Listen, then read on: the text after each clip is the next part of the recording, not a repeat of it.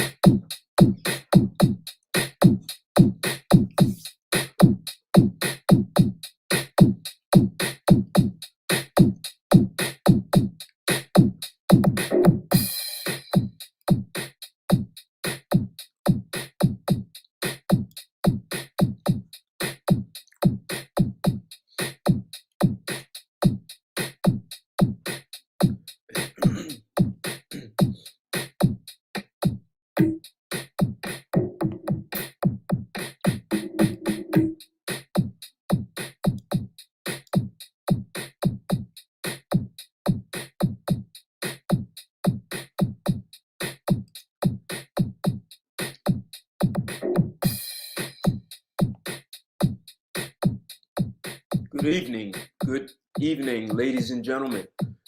Thank you for joining me. I'm Ted Santos. It's Friday night, and it is time to do a little bit of YouTube and chill.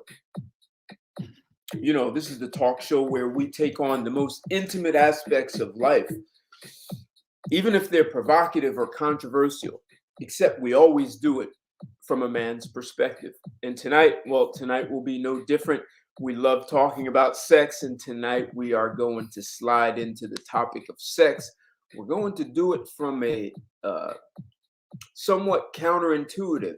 Some people may not even like this topic, but when I provide you with some evidence and scientific research, I'll do some screen shares, and we are going to look at what's really going on in this whole idea of sexual arousal.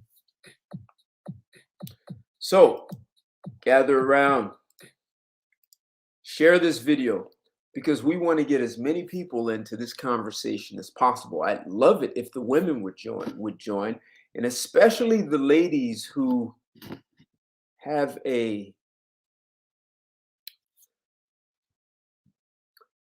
who may have some supposed discomfort, displeasure, angst, upset with me. I'd love it if you come in here. I'm actually going to do I'll drop a link so you can jump in here.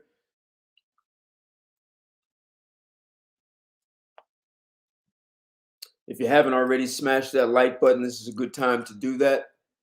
Smash the like as you come in and share this one.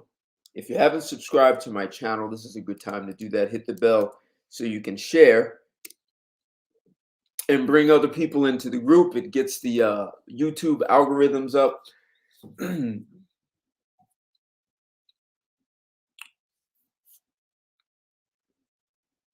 then we can get into what I'm really talking about here.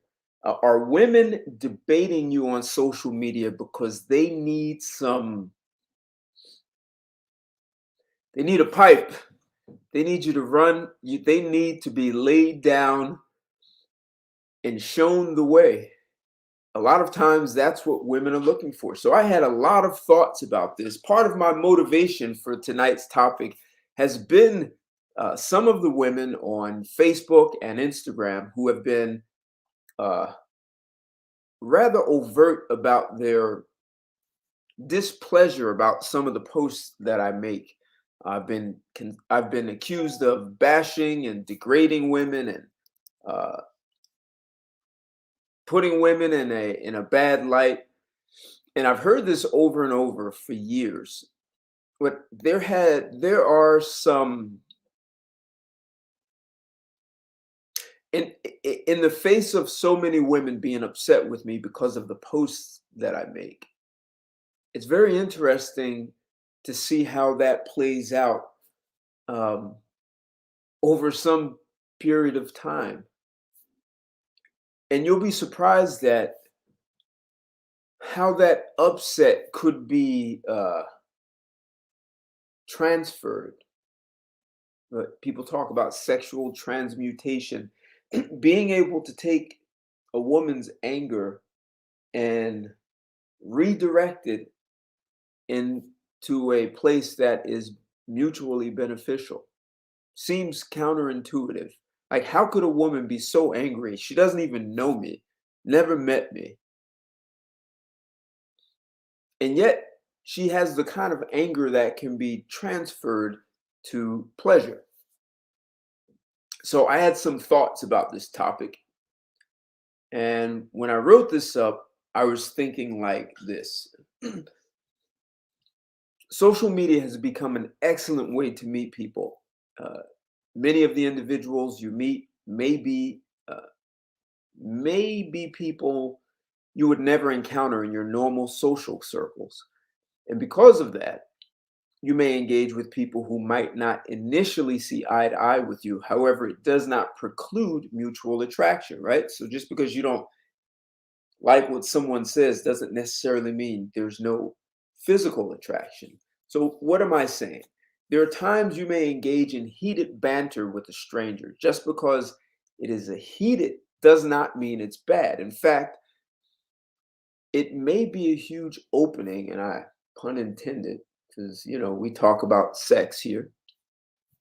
As the woman has released her inhibitions, like to tell you off and give her a piece of your mind, she's just letting you know she's released everything.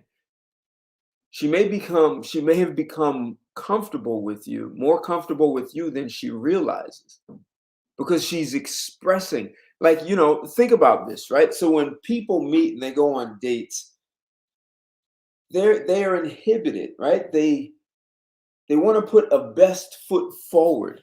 But what happens when someone has the permission to be completely free and uninhibited and say and behave any way they want? There's a level of freedom, and people really do love freedom. So heated debates can have similar effects on the body as sexual arousal. And I did some research to make sure I understood this. And she may be waiting for you to push her in a new direction. In other words, not every debate is a dead end.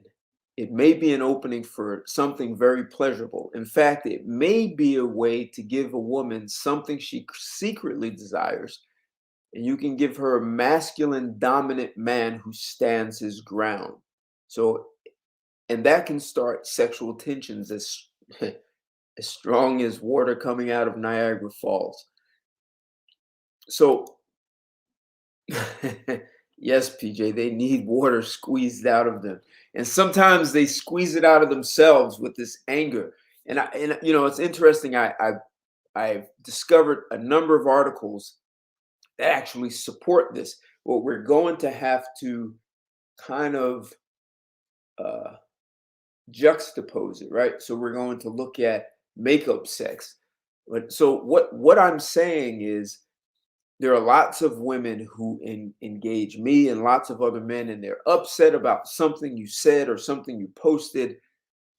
And sometimes I can post something. It's not even what I think. It's not my philosophy, but I just found it amusing and I post it. It can be provocative. It can be a conversation starter. And if you guys look, I usually, for my shows, I ask a question like this one. Are women debating you on social media because they need pipe? They need the pipe, a man's pipe, not a toy. It's a question. So I understand there are some women out there who just want to be angry no matter what, and they're just going to be angry. But what about the women where there's such a thin line between sexual arousal and anger? And all they need is you to find them at that tipping point and push them over from anger to sexual arousal.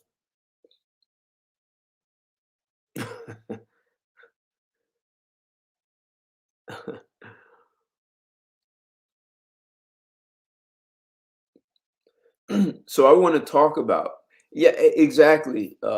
Yeah, country boy, I definitely hear you on that. And PJ, there's where perhaps part of the frustration comes, since society has told women that they are not allowed to be upfront and tell women, "Hey, I'm into you."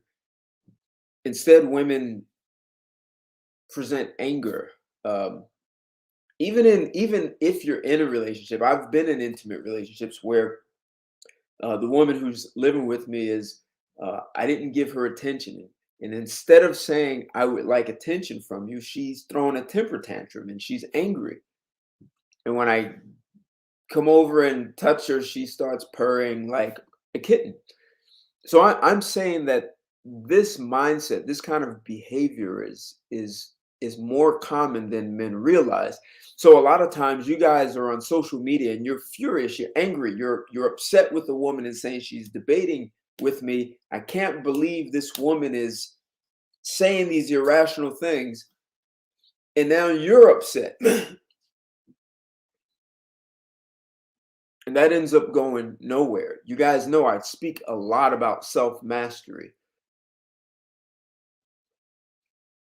And that is one thing that a woman can appreciate in a man is your sort of demeanor, that self-mastery, that she can go flying off the hook and you can bring her back on the rails.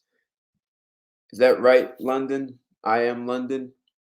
That women do appreciate when men can bring that emotional stability and be a rock.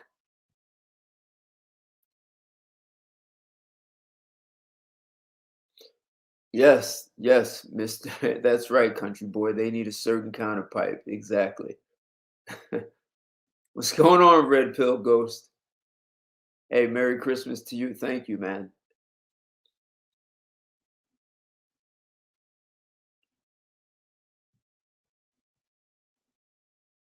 Wow, 40 minutes, Stairmaster. Wow.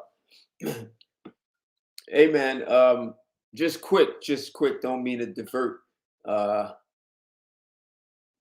are you doing upright for your shoulders to pull them out, to bring them out more? And I also use a straight bar, and I just on the cables, and I bring it straight down. Only bring it up.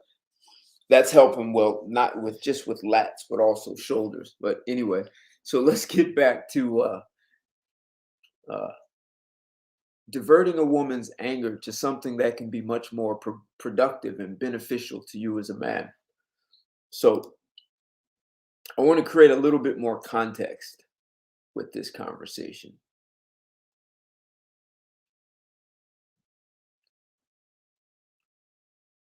And then I'm going to share some articles to support what I'm saying.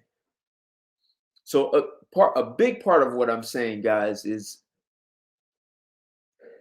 being upset with a woman who goes back and forth with you on social media uh, isn't in your best interest to be upset. That's one. The second part, sometimes women have not been educated about certain things when it comes to men. So someone has to educate them.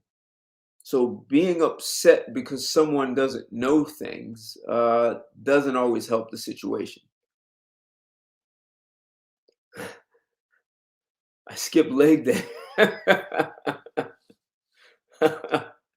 Yeah, sure. Well, that's for traps, the shoulder shrugs. That's up here. I run for leg day. I'm banging out a mile. If I bang out a mile in under 6 minutes, I'm good. So here are some of my thoughts for you guys. Sometimes social media conversations can bring out the worst in people. It allows individuals to release their inhibitions and say whatever is on their mind, like no filters. At the same time, that freedom can create matches made in heaven or made in heaven and hell at the same time. You simply have to know what to look for and how to handle it. Sometimes you can tease her. I get what I'm saying when I say that. Her frustration may be because you're not responding like most men. And you understand what I mean, right? So if you're a guy who's got this level of self-mastery and you can engage and be like a man and present the facts and be logical. This is part of the reason why I like to present so many facts here, so that you guys it supports you guys in being able to communicate effectively with whoever you're speaking to. Well, when a woman gets the feeling that she can't control you, that can be frustrating for her. You're not crumbling, you're not easy to manipulate like most men. And you'll hear women say, well, I tried all the things I usually do with men and it didn't work on you. So they don't know where to go next. So, uh, and I'd love it if some women can come on the show and refute what I'm saying here. But too many women believe it's their job to tame the untamed man. So there's some novelty to being the untamed man. The fact you keep allowing the debate to go on means she's not in control.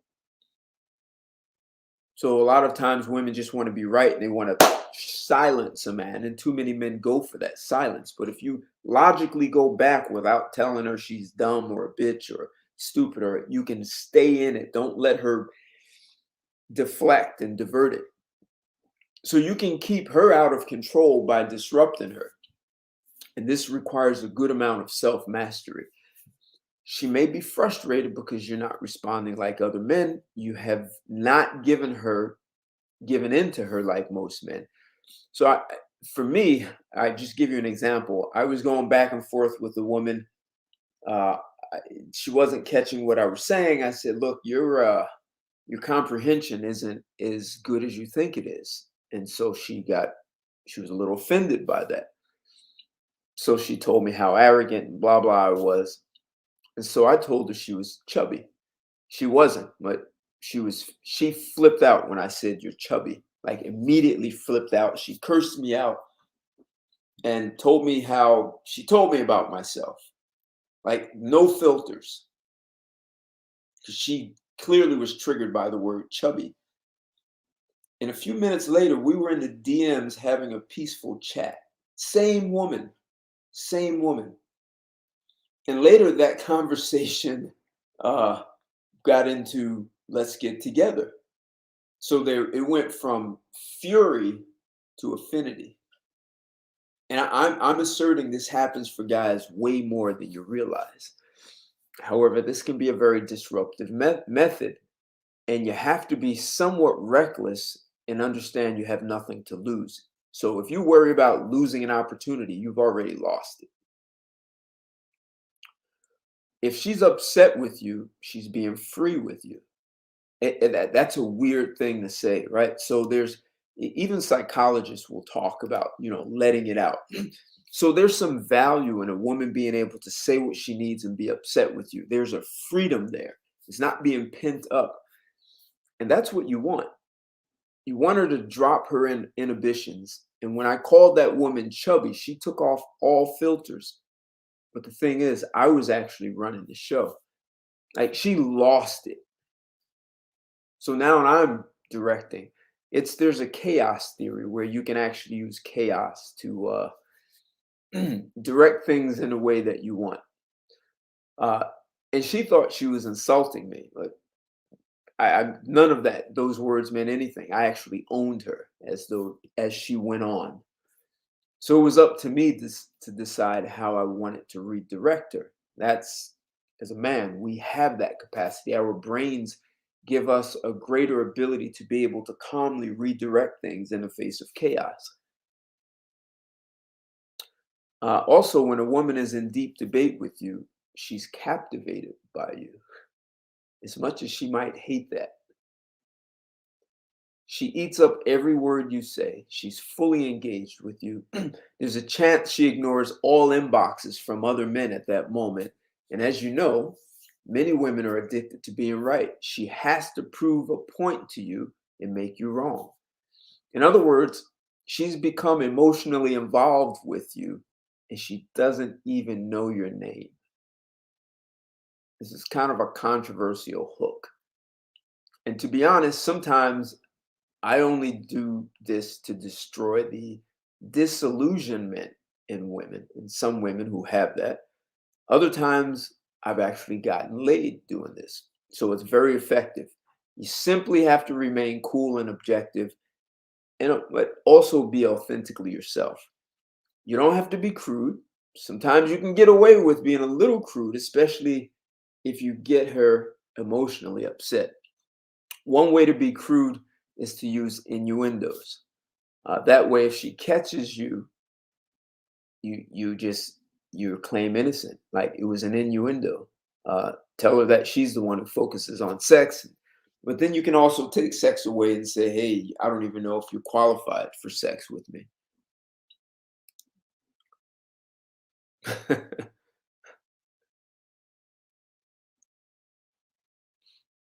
uh, no, it's good. It's good to let a woman release her thoughts. We live in a society that's so focused on political correctness that there's some value in a woman being able to tell you what she really thinks of you, even if she's not kind about it. So let me play this video. I want to sort of build the case for what I'm saying and how you can use this to your advantage. And if there's a woman who thinks I'm just way off base and I'm wrong, because I'm literally saying that there are women who debate with men on social media. Partly it's a way to get attention for the woman, but sometimes a woman is looking for very specific and direct attention from the man she's debating with. So, one, she may not be getting her way, and that's frustrating, but it also arouses her. And so we think that debating is bad. And so, I'm going to look at this from several directions. So, debating with a woman on social media could actually open doors and more than open doors. I'm not suggesting that's the healthiest person to start a relationship with, because I'm going to get into that also, because this also can be unhealthy. It can be very unhealthy to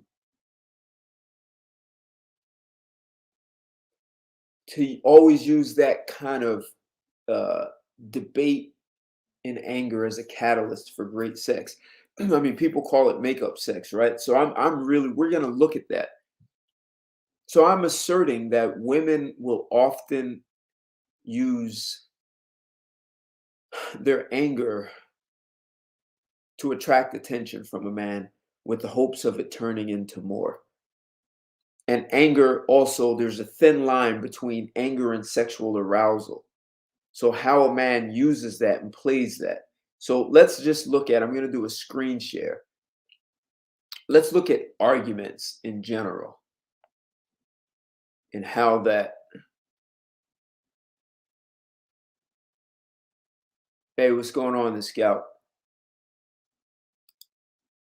What's up, country boy? See you in the house, man. Thanks for joining.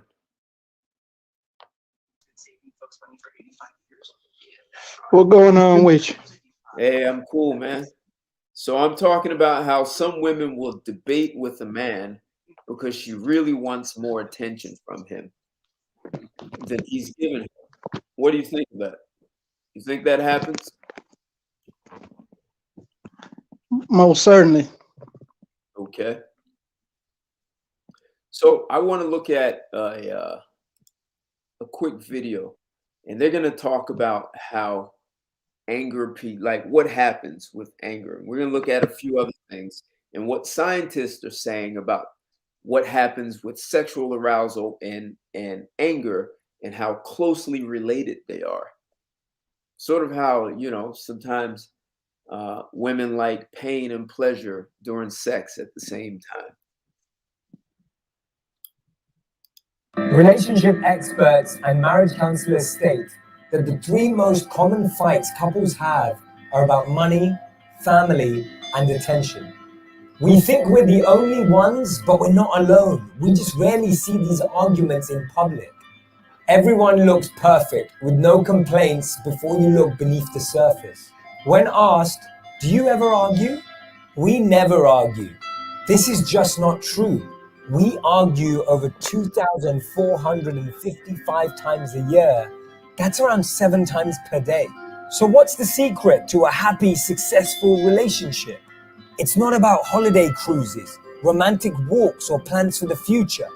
It's not even about cards and gifts with hearts and pics, views from rooftops, or fancy dinner at a new spot. The secret to being a happy couple is not how you fly together, but how you fight together. The study of more than 1,000 adults found that when couples know how to argue, they are 10 times more likely to stay together. The biggest mistake we make is avoidance. We feel something, but say nothing, smile and drink the poison, at least until that becomes annoying. We tend to avoid these conversations because we're conscious of the risks of speaking up, but unconscious of the risks of not speaking up. So see, this is what I'm getting at here. So it can be unhealthy to hold in your thoughts and feelings about a topic or a person. So when you get some of these women on social media who just sort of release the kraken and just sort of vomit all these words and these thoughts, she there's some healthy aspect, and so this is what he's getting at: being able to argue and not have to drink the poison of holding it in, because holding it in creates this whole internal pressure. So when couples can actually be able to talk things through, even when they're uncomfortable, undesirable conversations, it creates a level of intimacy. And so he's saying, it's how you fight together, how you argue, how you resolve these conflicts that can create a lot more intimacy in a relationship. So and that increases the emotional intimacy with the other person. So this is why I'm saying you can be debating with a woman you don't even know, and she can be getting emotionally vested in you by being so upset and angry. It's just, as a man, how do you redirect that? Let me let this guy finish. We're halfway through. So when he says, "Can we talk about it?" and she says, "I don't want to talk about it," studies show 69% of conflicts are never solved. That means we're often having the same fight again and again. The success of a relationship is determined by the way in which sensitive issues are discussed. When we share something reflective, our partner often gets defensive and corrective, and then we stand offended. First, know that conflict and disagreements are a part of any good relationship. Often we take things completely out of proportion, not recognizing we have to live a large portion of our life with that person. Don't say anything that you'll regret later just because it looks good on paper. So in other words, relationships are worth fighting for. Wait, listen again. Relationships are literally worth fighting for, but you must fight together. You can't be the only one fighting. All relationships go through hell, but the best ones, they grow through it. A strong relationship requires us to love each other, even in the moments that we don't like each other. So this is what I'm getting at. Like, so what he's talking about people who are actually together and already romantically involved. And if those are part of the building blocks of a good intimate relationship, then what makes you think that starting things off that way or can accomplish the same thing? I know it sounds counterintuitive. I've met quite a few women in my life who are married and said when they first met their husband, they hated him. Like, it wasn't that they disliked him. I hated the guy. But once she got to know him, she liked him. So, there's this uh, sort of creative tension that can happen between people that can be healthy, because that, as I've already said, that tension can really allow for a person to say whatever they need to say. And when you're debating with someone on social media, sometimes their thought is, you've seen me at my worst and still you're talking to me. So there are a lot of, from a mental perspective, there are a lot of signals for bonding between two people. Let me let this guy wrap this up. Don't worry when you fight. It's when you stop, it means there's nothing left for you to keep fighting for. None of us should stay in relationships where we're fighting all the time, but we can learn to change how we fight. Soften your judgment. Speak how you'd like to be spoken to. Affirm before you complain. Let your partner know you care. Approach the situation with compassion. Start with empathy. Focus on facts. Initiate the dialogue. Stay open-minded. And remember, when you're fighting, the real fight is both of you against the problem, not both of you against each other. So, as he said, stay with the facts. And this is why I say to guys, stay logical, stay on the facts. Never let a woman divert you from the facts, no matter what she throws in, or even if she makes personal attacks, these ad hominem attacks. Stay focused on it. when you don't have an emotional attachment to someone, you may be less likely to be affected by a personal attack also. So it makes it easier to be like open-minded. It is, and so that once if one or both of you is being open-minded, it makes it easier for the communication to be two-way. If both people are closed-minded, then it's going to shut down. So, hey, PJ, I'm going to tell you, it's possible to have a relationship and have no arguments. I know that. It's possible to do that. But two people have to have gone through some training so that they can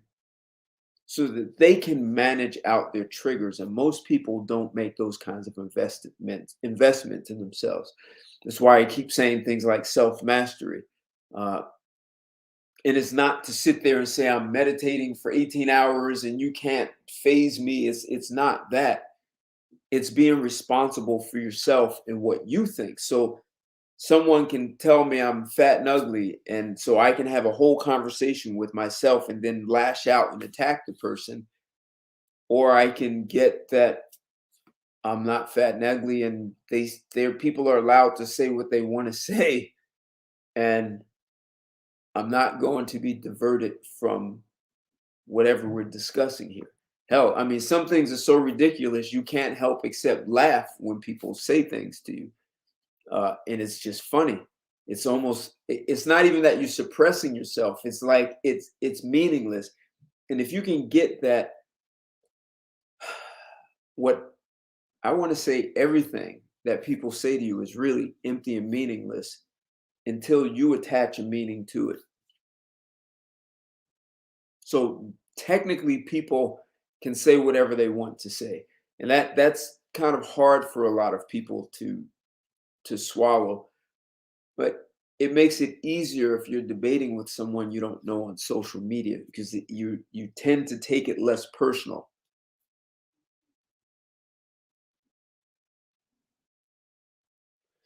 And PJ, I'm gonna say it's a little unhealthy to even have the mindset that you have to fight for a relationship. I and I hear a lot of women say, "Hey, the guy wouldn't fight for me." It's and yes, they're looking for something for nothing, right? This is dangerous to want to have a relationship and you want something without giving anything. I've heard women say relationships should be effortless, and when they say it should be effortless, it means that she as a woman should not have to put any effort in, and that just doesn't work. Yeah, if they treated them the way they treat their dogs, right? Yeah. Actually, in my book, I talk about if couples treated one another the way they treat their clients at work and business. If your client gets angry with you, like your client pays their bills on time, they're a great client, you make a great living because of them, and they don't like something and they get upset, it doesn't matter if you made the error or they made the error. Somehow, when people deal with their clients, most people know how to engage an adversarial client and smooth things out. But somehow, when we get into intimate relationships, we don't know how to do that. And so, for some guys, even women, but some guys, they can actually do that better with a woman they don't know, because there's nothing to take personal. So once you put meaning on what someone says, they kind of hook you. So when I told that woman she was chubby, I hooked her with that. She was on a hook and angry, like just she lost her mind. But once I had her hooked, I could move her. I could take her out of that anger, like taking a fish out of water, and I put her into something else. And what's going on, Richard?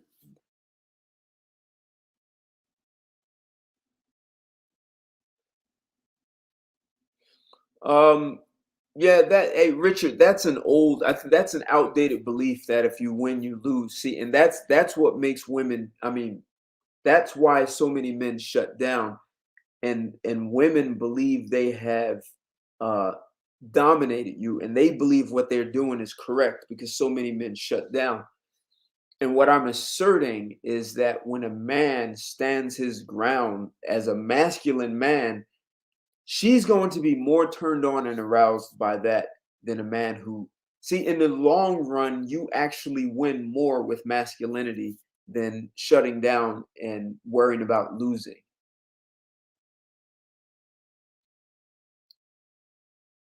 And that's where I think a lot of men get hurt because they're worried about losing something as opposed to doing what's in the best interest of the relationship. Like that's leadership. What's in the best interest? Those hard conversations, those hard discussions.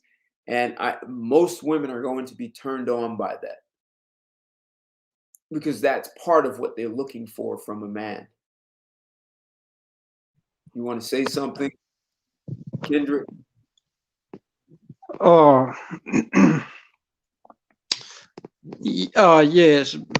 Back to the leadership. Being turned on by that is one thing, Ted, but being able to but for her to be able to keep that same type of dude, and he operating in his leadership, his natural leadership masculinity, that's entirely a whole nother story. What do you mean? The same thing that attracted her, she should be able to keep that dude in the long run. That's what I mean.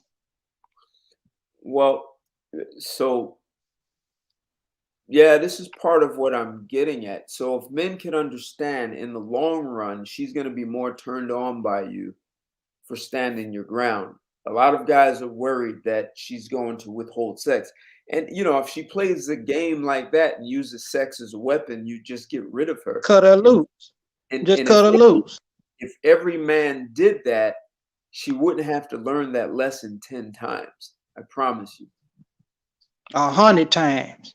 No, 200 times. No. I said if every man did that, she wouldn't have to go through that 10 times. If every man just cut her loose after the third or fourth guy, she's going to realize that she has to go through that. If she needs 100 men to cut her loose, then she she might belong in a mental institution. Like that's insane. But if every man stood his ground, then women would understand the rules of engagement with men. You follow what I'm saying? Indeed, and I agree with you. And like we need to get these dudes to comprehend it. Well, the first dudes who need to comprehend it are the guys who actually do comprehend it and are committed to masculinity. They're not afraid of being called toxic masculinity, that they will actually take a stand as a man and not back down. And this is essentially what I'm talking about. So there are women who will debate with you on social media and get upset. But if you take a stand as a man and present the facts and talk logically through with the woman, you come out on a better end. Like I said, I told that woman she was chubby, but I never backed down. Eventually, she understood what I was saying, and we're actually able to talk things through in a much more affectionate and intimate way. But if I would have backed down because I was thinking, oh, I'm interested in this woman, what if she doesn't like me? And like PJ is saying, that scarcity mindset, she would have went on for the rest of her life thinking inaccurate thoughts. So you follow me on that, right? Oh yes. Yeah. So men do have a responsibility for correcting things. We just do. So now, yes, arguing constantly with a woman is unhealthy. I want to share an article about this.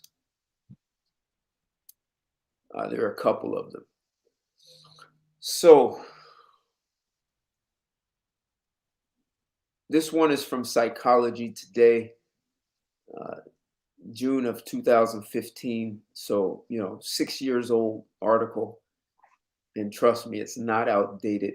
Human psychology hasn't changed in the past 5 years, 6 years, or even 50 years.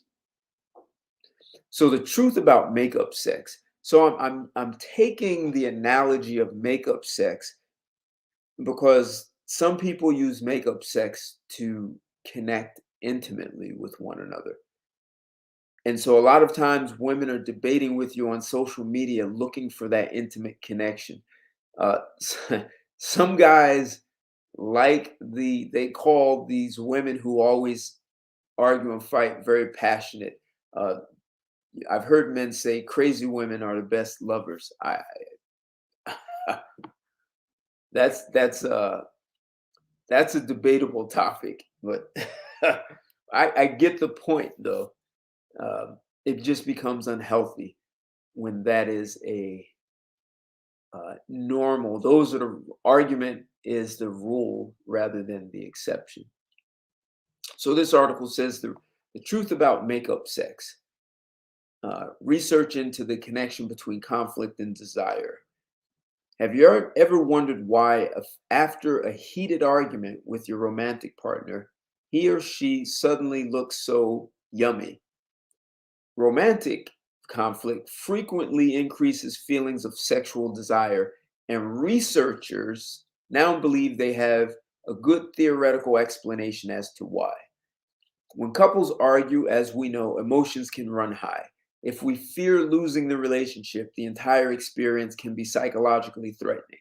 Feelings of threat activate your biologically based attachment system, which serves to keep all your important relationships intact. And an activated attachment system motivates you to increase your sense of closeness and security with important others, such as romantic partner. So I'm asserting, and it's not going to say it here, I'm extrapolating that even if you meet a woman, a stranger online, you don't know her, or you've had one or two interactions with her, there's a good chance she's looking for attention from you and doesn't know how to say, hey, I want attention from you. I'd like to get to know you. As we all know, women believe they will be condemned for that. Just as a side, if you're a very wealthy man, athlete, businessman, entertainer, somehow they shamelessly make themselves more available to you without worrying about social standards and social constructs. But just for most of the 90% of men, women could be sexually attracted, intellectually attracted, physically want to get to know you, and doesn't know how to say that. So they will use debate. They might poke at you. And it never looks like that's what it is. Just think of, the boy in the third grade who pulls the girl's hair because he likes her. And that's his way to get her attention. So women are adults, and there's still a lot of women that use that method to get a man's attention. So debating on social media is one way for a woman to accomplish that. You'll get women coming out of nowhere, and I get it. I don't even know where these women come from. They're in my DMs on Facebook or IG. Maybe I was in a group, and they're telling me they're there to give me a piece of their mind.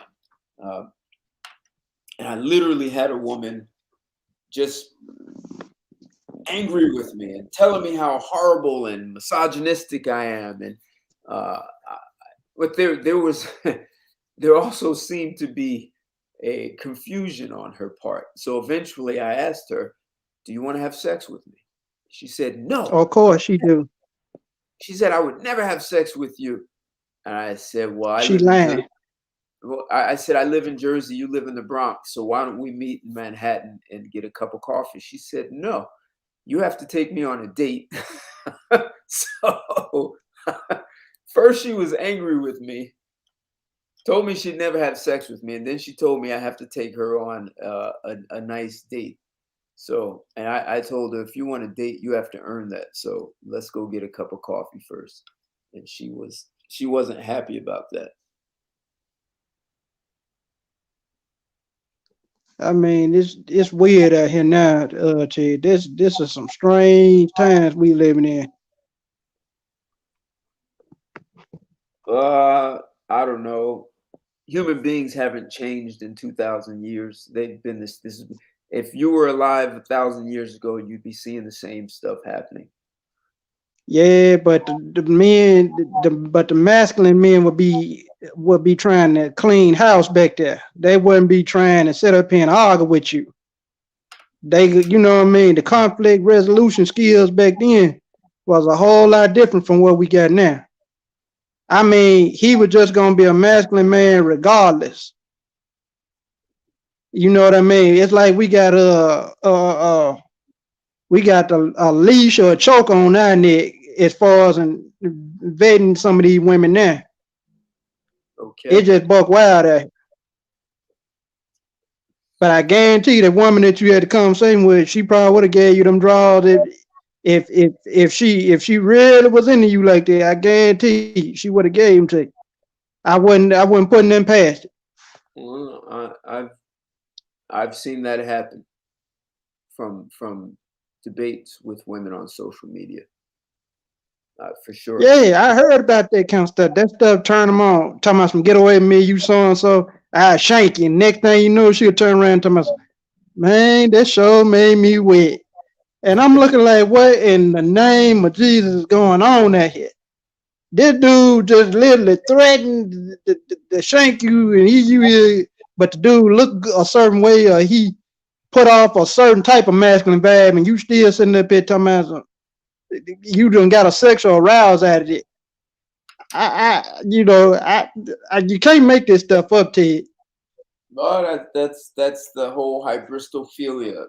She could be suffering from hybristophilia, where she likes guys like that. So, there are women who get turned on, they get sexually aroused by men who are criminals or rapists, or they cheat on their spouse. So just like a sexual sadist, he get aroused out of seeing him actually doing some dastardly to somebody. He you know what I'm saying? The sadist literally get off by killing and doing all kind of crazy stuff to people. But that's what it seemed like with the hybristophilia stuff. That's what it seemed like. Okay.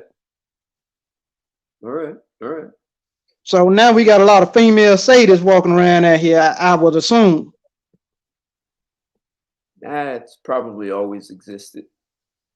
I don't think that's new.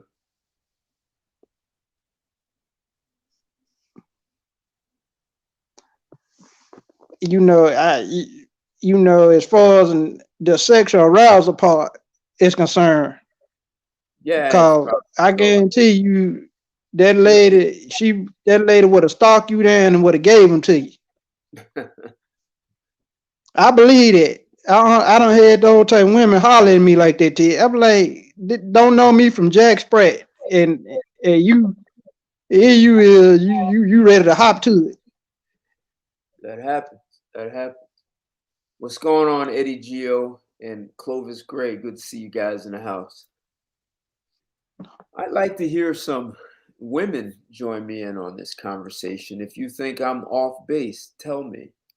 Tell me that there's no such thing as a woman being sexually aroused by debating a stranger on Facebook, and that it can't turn into anything more.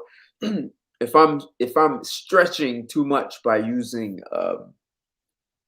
what do we call this here? Makeup sex. I'm saying it's in that same sort of mindset. And PJ, I just wonder, I could comment on this whole notion of ego. I got that. I hear that. Let me finish this article. Romantic relationships are unique, though, because they usually include a sexual component. Although separate systems manage our sexual drive and attachment, they occasionally work together in surprising ways. For example, sex can be an effective way to repair a romantic relationship after it's been jeopardized. When arguing makes you feel distant, your partner, sex can, sorry, when arguing makes you feel distant from your partner, sex can restore feelings of intimacy and closeness. See, a woman could be debating with you on social media and still long to be close and intimate with you. Apparently, many people have adopted this useful advantage of sex. In studies, after being primed with feelings of emotional threat, such as being asked to imagine their partner falling in love with someone else, people tended to become more interested in sex with their partner. Interesting. So this scarcity you were talking about, PJ, right? This loss, this threat of loss. As with most findings, important exceptions accompany this research. For example, individual differences occur, and not everyone reacts to threat in the same way. Not everyone feels lusty after a fight. In the context of actual conflict between romantic partners, research suggests that the effect is strongest, that people feel most affectionate and attracted to partners when the argument is successfully resolved. Further, while conflict often helps couples work through relationship issues, consistent feelings of threat and insecurity can damage a relationship over time, right? And that's what you guys are saying. While sex can be a great way to restore feelings of closeness after a disagreement, then it might be advisable to start arguments with your partner. It's not advisable, right? Because if you keep using arguing as a way to have intimacy, then it's almost like you become addicted to that. And that's the only way you can have great sex. And there are people that actually do that.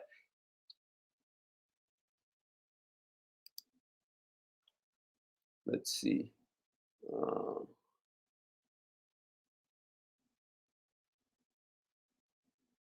want to pull this article up so there is a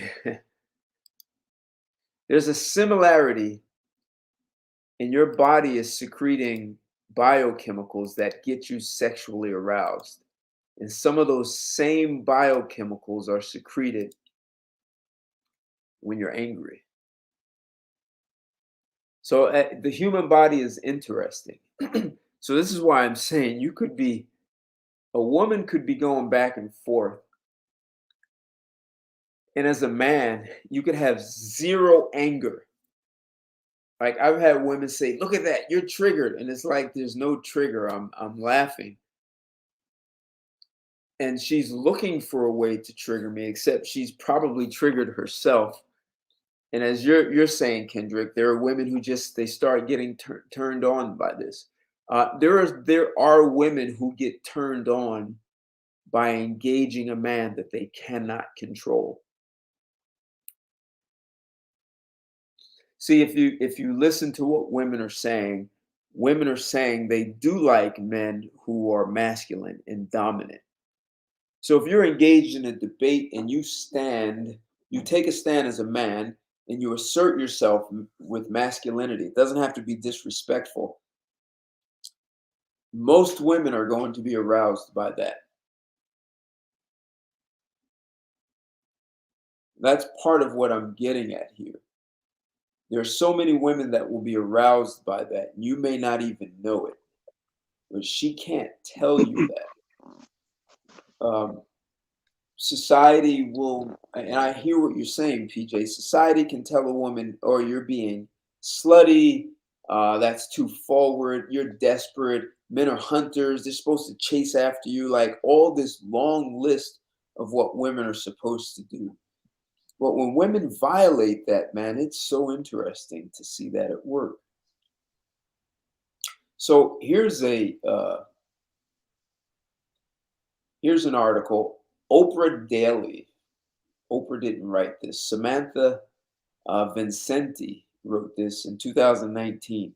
Why makeup sex is good for your relationship and how to know when it's not. So things can go from 0 to 100 real quick. Even the happiest couples have been known to fight occasionally. Sometimes it's a minor spat over dirty dishes, or worse days. On worse days, a blowout might leave you giving each other the silent treatment until one of you initiates a truce. While apologies are important when they're owned, a heated round of makeup sex is 1,000 times more fun. A peacemaking roll in the hay is certainly the hottest way to smooth things over, but is it always the best move for your relationship? Here, two experts weigh in on the benefits of makeup sex and when it can actually damage your bond in the long term. So, why do people get so turned on after a fight? For many couples, arguing is like foreplay with words, says Emily Morse, host of podcast Sex with Emily and sex and intimacy expert for Skin Condoms. Foreplay primes a person's body and mind for a sexual encounter, and a squabble with our partner can leave us in a similar state of arousal. So this is what I'm getting at. The body gets worked up, and there's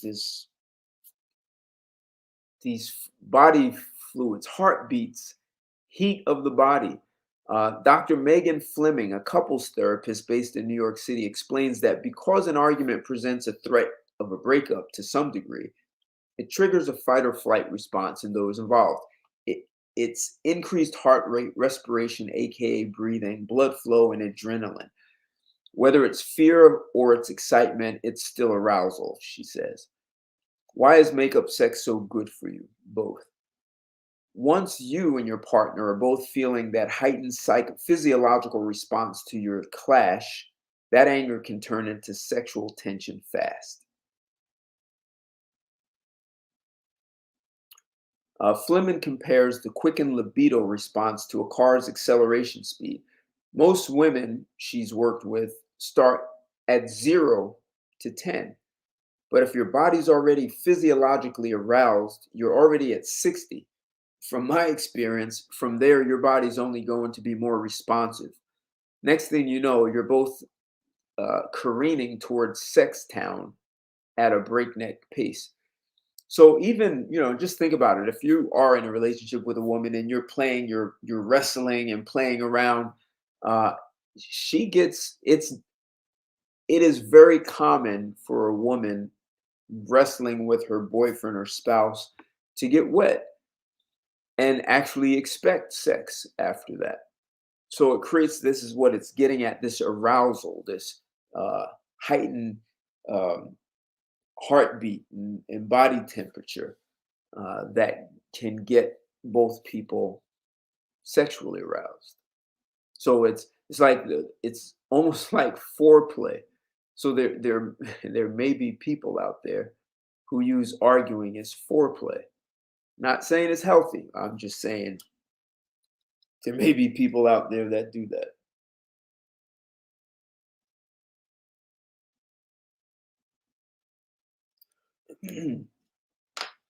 So what are you getting out of makeup sex emotionally, though?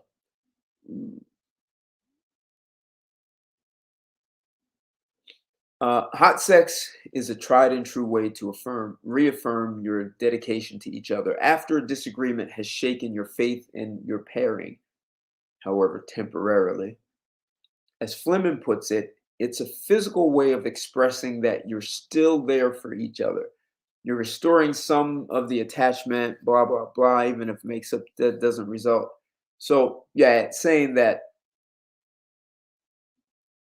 having sex after an argument is a way to say, hey, we're still together. But what happens when makeup sex is bad?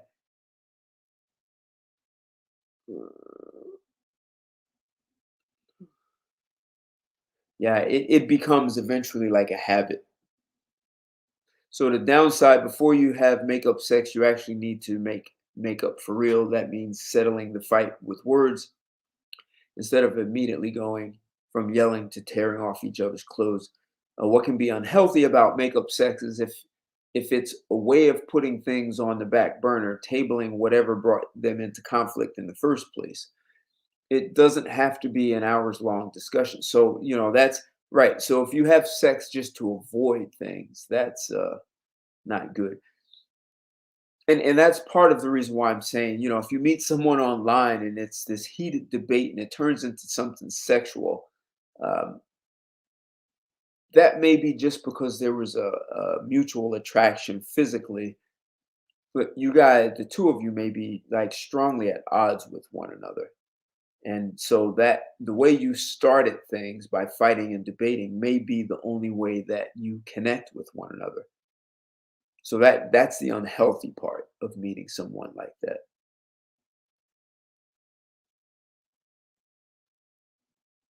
And here in the article, it says some couples get so addicted to the rush of makeup sex, they begin to fall back on the dynamic as a way to stay passionate.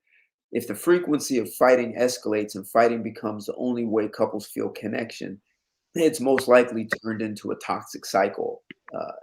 Also, if couples are using makeup sex as a way to avoid talking about issues together or to apologize for repeated bad behavior, this is another indicator of a devastating pattern.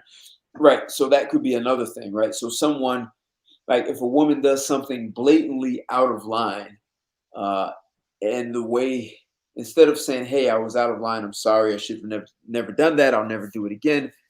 She comes on to you to have sex. She's down on her knees, ready to give you a blowjob, and hopefully you're going to forget about it. That's unhealthy, because then as a man, even after all that is done and over, it's still unresolved.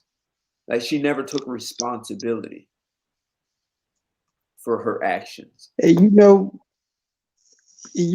Ted? I wonder if that's the reason why a lot of them coming at you the way they coming at you. I just thought about that. What do you mean? Because they probably been with some dude that they are accustomed to the makeup sex aspect, like you just said. And now that they not getting a lot of dudes that want to argue and make up with them, it seems like that's what's spilling over to the internet side. You get what I'm saying? Like that's the only way they know how to function. Is that what you're saying? Yes, sir. Okay. It would appear so. That's just coming from me now. All right.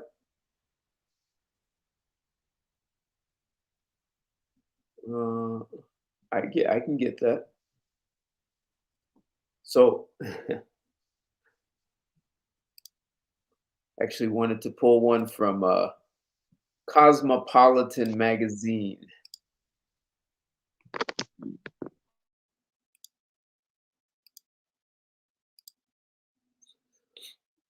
So we're gonna listen, guys. Human beings are human beings. One thing that I learned over time is that human beings have a limited range of responses.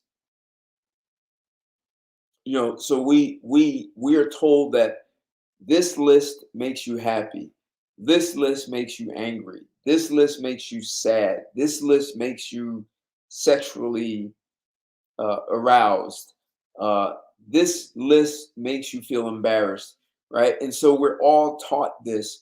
And essentially, no matter where you go in the world, and Kendrick, I saw this when I lived with the Mayans in Belize in a jungle. They still had the same limited range of responses. They get jealous, they're happy, uh, they eat, sleep, go to the bathroom, all these things. So we're all, as healthy humans, we all have similar or the same kind of biochemical secretions that make us feel good or feel bad, or we find danger and we want to go get away from it. We see pleasure, we want to go to it.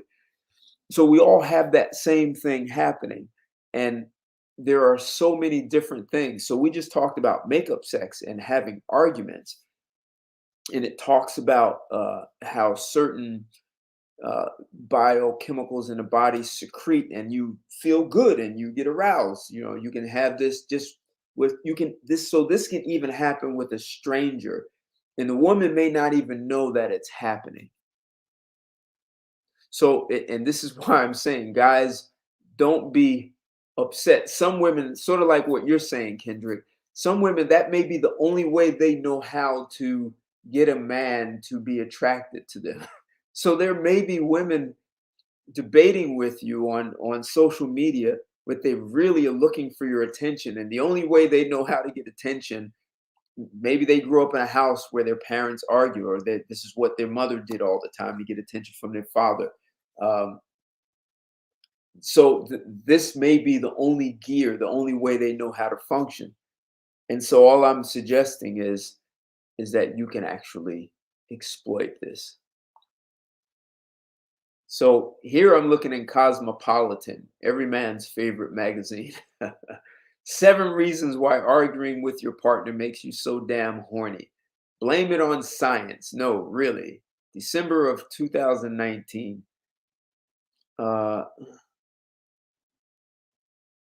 Let's see. So it gives 7 reasons. Number 1 is hormones. Hormones like testosterone, adrenaline, and cortisol, which is a stress hormone, all spike when we fight with someone, including our romantic partners.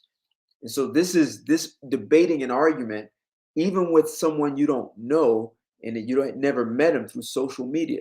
So when cortisol is released from stress, our bodies and minds may yearn for the closeness that sex provides, explains certified sexologist Jenny Schuyler, PhD.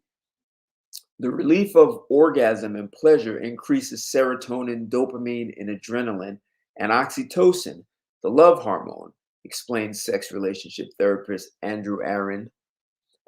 This means that while the hormones released during a fight can rile you up, the hormones released after a fight calm you down, make you feel satisfied, give you feelings of power, and increase your sense of safety, which conveniently all magically combine to make you want to bone. A true climax and resolution. So there are enough biochemicals going on that spike, and they have a relationship to sex. Like our brains, maybe they're not as smart as we thought, right? They don't know the difference between sexual arousal and an argument. Number 2 reason is evolution. Number 3 is anxiety and arousal. Let's see. Arousal and anxiety are sinister sensations that increase your heart rate, blood flow, and breathing. The excitement from one of those emotions is likely to transfer to another, explaining sexologist Robert Thomas. He's the co-founder of Sextopedia. When we're under stress, such as the stress induced by an argument, our sympathetic nervous system is aroused, says relationship coach Mikhail Christensen. And he says, also known, this is why fights turn you on. This also sparks your fight and flight response, which fills you full of energy and makes you motivated to want to physically act in some way, adds sexologist Elsa Zendorfer. What better way to satiate that need to get physical than with that hot right person in front of you who's also pissing you off? Sounds like the most logical option. Number 5, this is yours, Kendrick. You're into sadomasochism. Did you know that the word passion has a Latin origin that actually comes from patior, which means to suffer? Hurt so good is a saying for a reason. There's a close link between anger, passion, suffering, connection, says relationship coach Valerie Merced. Fighting can stimulate sadomasochistic sexual fantasies, aka gaining sexual pleasure from inflicting or receiving pain, explains Gail Saltz. She's a psychiatrist specializing in relationships and mental health. But FWIW I don't know what that is. Just because you like makeup sex doesn't mean you're 100% going to be into BDSM. Also, if you are already into it, you might be one of the lucky ones who get turned on from fighting. She says guilty. Okay. So there's some psychological and biological reasons that people go down this path. Number 6 is makeup, aka mad at you. Sex is awesome. Okay. And what's 7? It's a way to cope with trauma. So that's an interesting one. Traumatic events that contain fighting or intense anger during childhood or some point in your early years can sometimes get connected to sexual feelings, says Dr. Salt. Because of this, it could be that you're horny whenever you fight with your partner.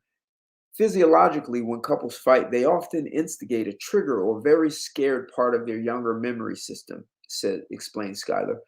Fear creates a sense of abandonment, inadequacy, or both. So sex can sometimes alleviate that fear by increasing intimacy and reestablishing feelings of safety. If this is the case for you, you may want to seek therapy to unlearn this type of conditioning and coping mechanism. Uh, so so that's another one. So someone could be reliving some trauma and going back and forth with you and actually have confusion about arousal.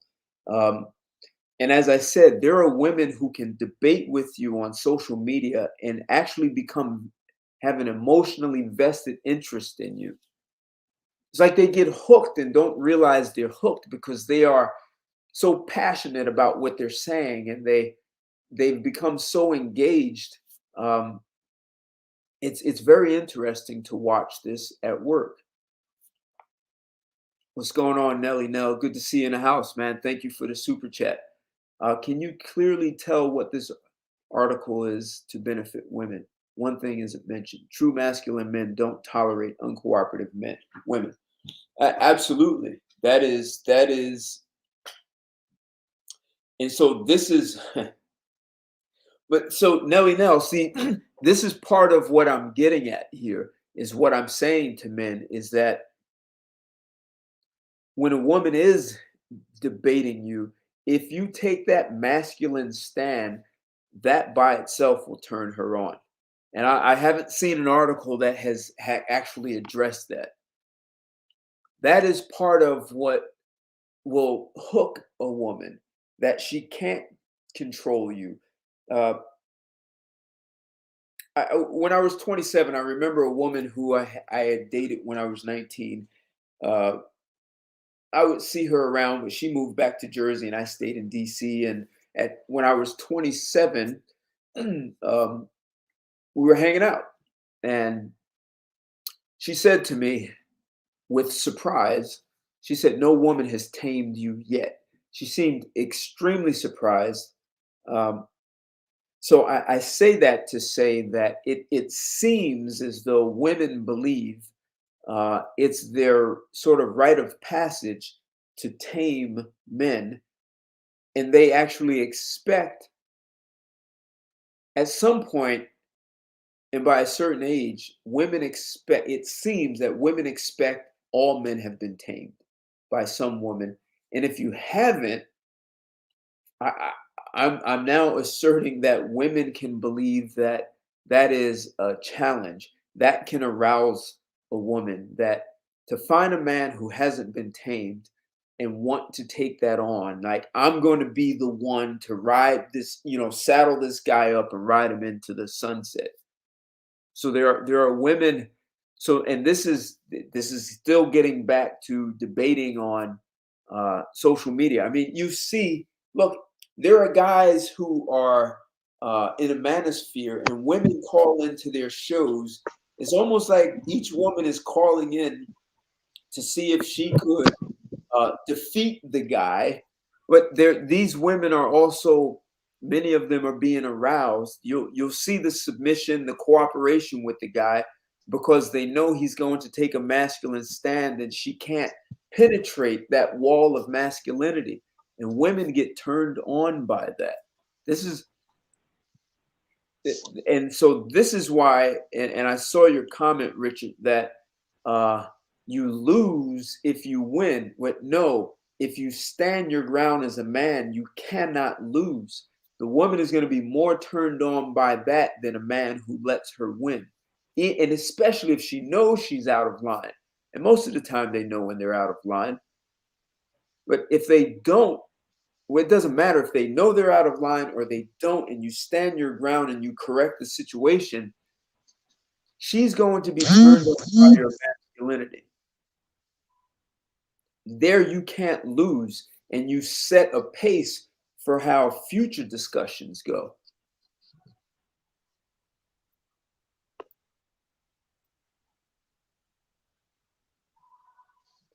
Hey, PJ, yeah, the best sex is where it's this mutual sexual desire for and the desire to be close, not a desire to avoid losing a person or desire from your hormones are racing because you're angry. That could turn into like a drug, becomes like a drug, very dangerous. And so and if that's what starts driving cortisol and dopamine and the way you get oxytocin to flow is by arguing. The way drugs work, and drugs will secrete dopamine, is you have to over time do a little bit more drugs to get the same high, to get the same dopamine secretion. So that means if you fight to have sex, over time you're going to have to fight a little harder and a little more intensely, a little more violently to get a dopamine hit, to get the arousal. And that's when it becomes extremely dangerous, because you have to get more to get the same result.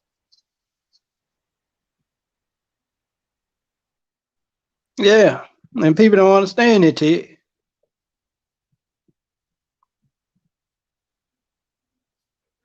I know.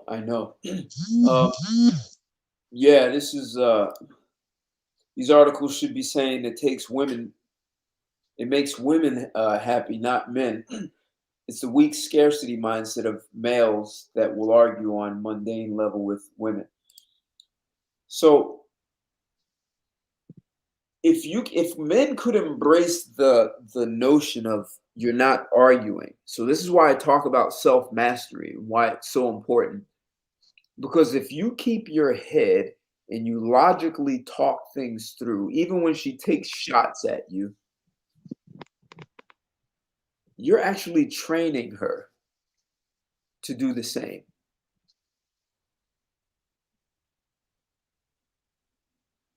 Especially if you're in a relationship with her. There, as much as we say girls are smarter than boys, women are smarter than men, studies, research has shown that most women want to move up in their socioeconomic class, and most men want to move up in their socioeconomic class.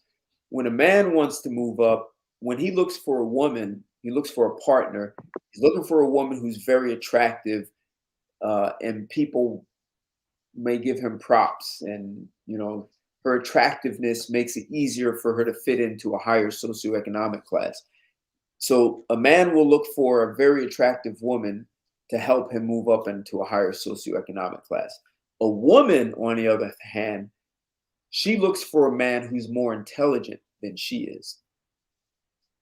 So if you understand what's going on with a woman, is that she expects a man to be physically stronger than her, intellectually intellectually smarter, and mentally more stable. So if you can provide those things to a woman, she's going to be aroused when you incorporate that. And I don't mean like physically abusing her, but like your physical stance, like you are immovable. Your intellectual ability to talk things through logically without getting angry and being emotionally stable. These three things can arouse a woman, even if you don't know her. And that's why I'm saying, even if you go back and forth with a woman, you're correcting her. A lot of times women have just been lied to. We know that. We see it. And if every man walks away and says, that's not my job, then these women are going to go on teaching those lies to the next generation, and it never gets corrected because no man ever said, hey, what you're thinking is incorrect. I mean, sometimes I will obliterate a woman on social media for attempting to debate with me over something that's illogical. And sometimes they may be interested. If I have no interest, I will just drive them down a rabbit hole and drown them down there. And that's when they usually block me or report me. Hell, I'm social, what do you call it? Facebook told me a few days ago that I couldn't comment for 30 days. And I refuted it and they said 7 days. So anyway. Ted, the way I was raised, if you as a child of God can't accept chastisement, rebuke, and reprove, you're considered a bastard. And that's not me cussing nobody out or speaking derogatory or anybody. That's what the book says. Okay. So somebody got to have order. The order got to be in place at all times, Ted. That's how I was taught. Yeah, but it's men who create order. That's what I mean. And it's gonna take, I don't know which group of the masculine men that's pulling the strings, but like you said, we need more dudes like me and yourself who about that life, that can keep the order and who can keep the peace. Cause it's highly recommended right now, Ted. It's highly recommended.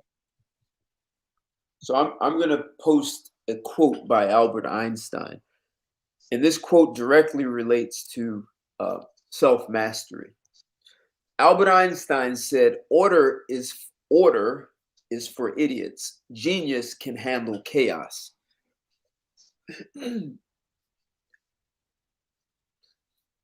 So oftentimes, look, with the way men and women were created, it's much easier for women to fall into chaos and not know how to get out of that. And so you'll find on social media, there are lots of women who get chaotic and they get upset and they go back and forth with the facts, like just the facts, man. You stick with the facts, you guide and you teach, you remain masculine, you don't bow down to her. You can actually create order out of that chaos. That's what a genius can go into chaos and know how to deal with it. He'll know how to handle that. So oftentimes women, whether in a relationship or someone you're acquainted with or someone you don't know, women will often use chaos as a way to control men. And I like the way Einstein says, genius can handle chaos. And a woman is looking for you to help her get out of that chaos, because often they don't know how to do that on their own. But so you can also exploit that, because as these articles are saying, women can get turned on by that. And yes, this is probably not something for most men, unless a guy comes out of a household where that was such a normal, that arguing, constant bickering and watching his parents argue and then make up through intimacy. People, both men and women, can grow up thinking that's normal. So part of what I'm saying is that as men, we have that natural masculine genius that allows us to step into the chaos and be able to pull people out of it. This is why you see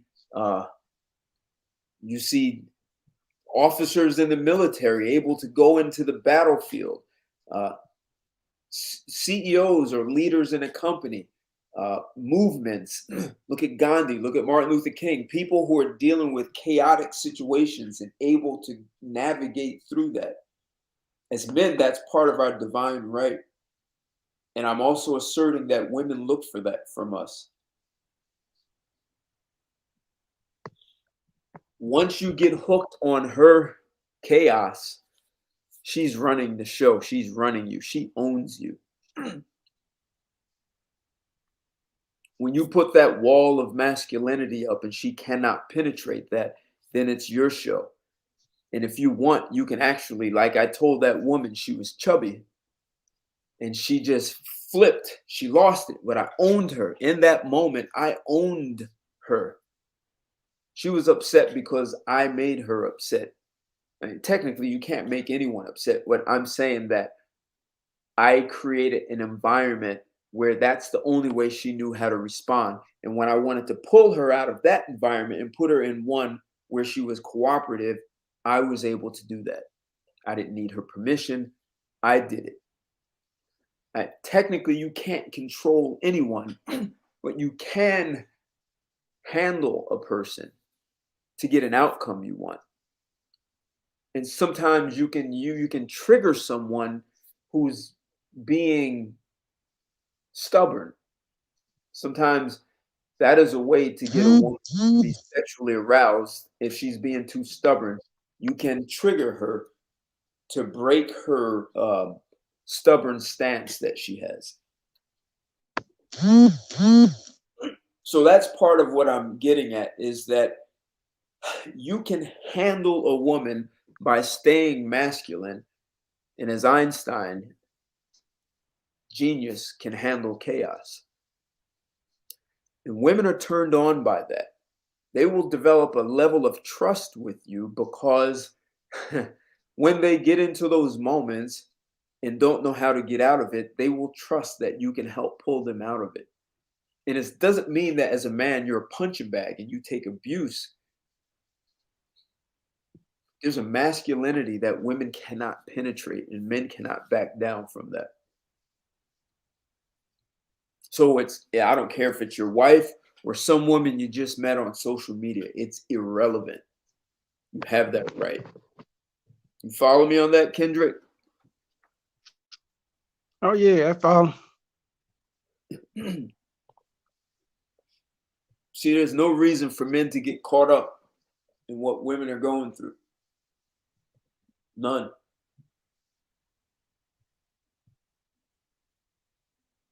There are women coming to you wanting to argue with you because they want that attention. I understand that.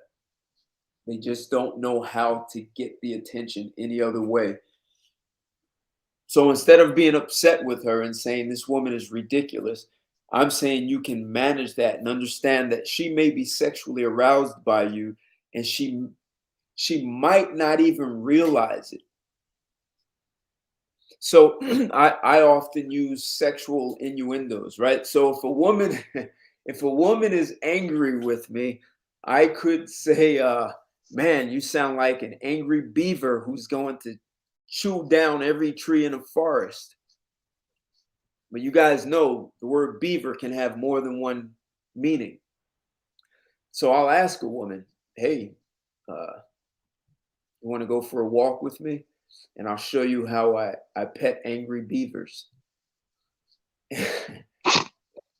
So that disrupts her. And sometimes I'll ask a woman who's upset with me, I don't know her, do you want to have sex with me? Are you upset with me because you want to have sex and I haven't invited you to have sex? It just throws her brain. It fries all the wires and she now has to take a different position. It's once again, you pull her out of what she's in and take her somewhere else.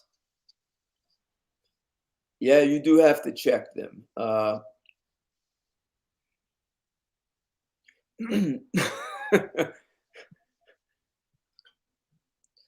But so a Nelly Nell, when I told that woman she was chubby, and she is not chubby at all, but I told her she was chubby, she was so triggered by that.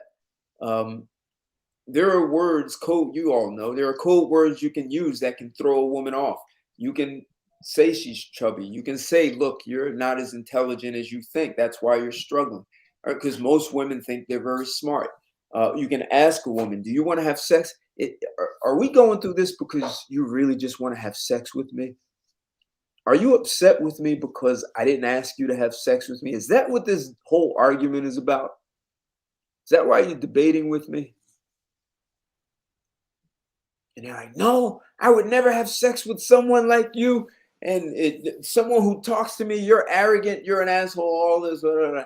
And so then I'll ask, so if I stop being arrogant and an asshole, does that mean you'll have sex with me then? So She still won't. so you can have fun with it. That's what I'm getting at, is that you can have fun with it and never get sucked into the emotional dysfunction that she's bringing, that she doesn't know how to bring anything else at that moment.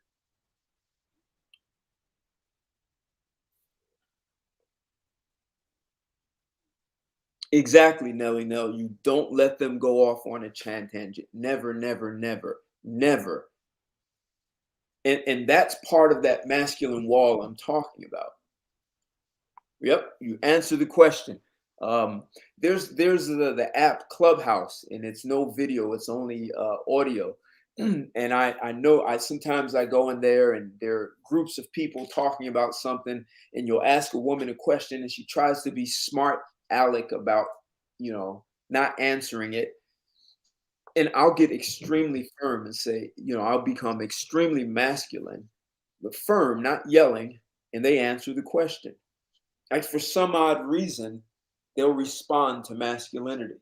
I mean, this is the thing men need to say. But sometimes you can use sexual innuendos with women. You can turn it playful as opposed to now. And I get it, when you want to get to a certain point and deal with facts, but sometimes you can use that sexual innuendo to throw the woman off, because she's trying to be so firm and be right about something that if you disrupt that, then it makes it easier for her to start looking from another perspective.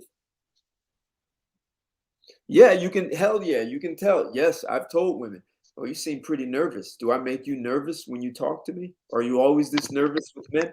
I'm not nervous. You don't make me. Sure, I can see you're nervous.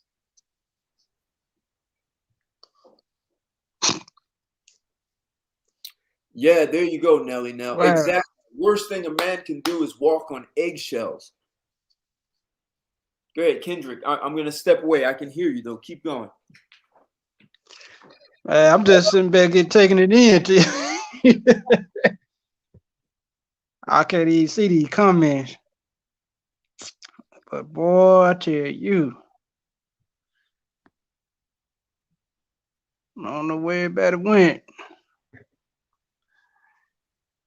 Yeah, nails, you can't be walking on no eggshells, bro.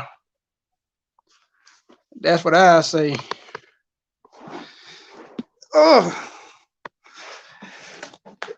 these women something else, ain't they?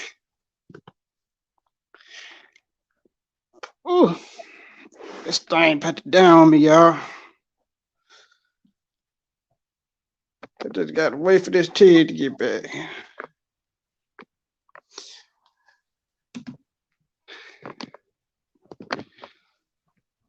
This is ridiculous, boy.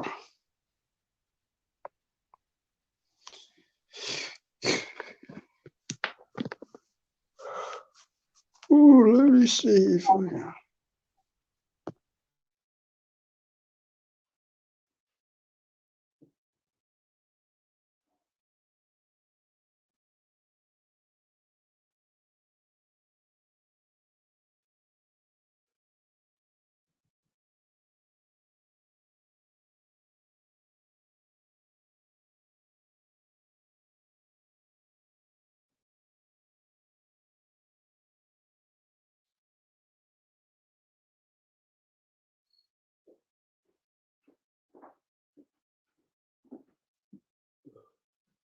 So I think you guys are getting what I'm saying. The last thing you want to do is get hooked on you last thing you want to do is get hooked on where the woman is coming from. So I read those articles. She could be coming from, this could be the way she responds to being having some childhood trauma re-stimulated. So she could be responding to her past, or it may be the only way that she gets turned on sexually is like Kendrick was talking about, that whole, sadistic, sadomasochistic, and she's looking for that kind of relationship. And you don't want to get caught up in those things. Otherwise, then you're being led by the woman.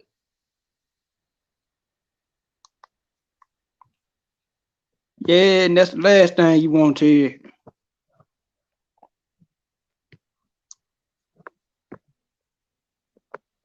Especially if you're supposed to be the lead of the relationship.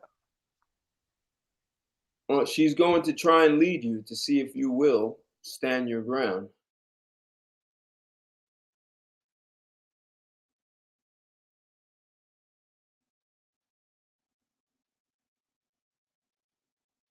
Oh, all right, Nelly Nell, you know about Clubhouse. All right, cool, cool.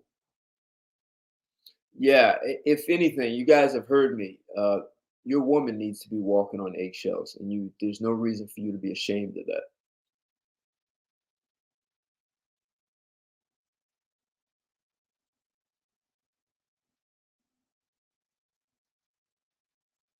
Right, it's easy to spot what's happening.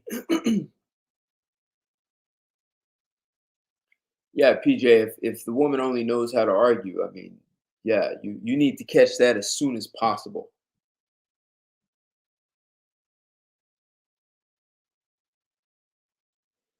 Exactly. Yep.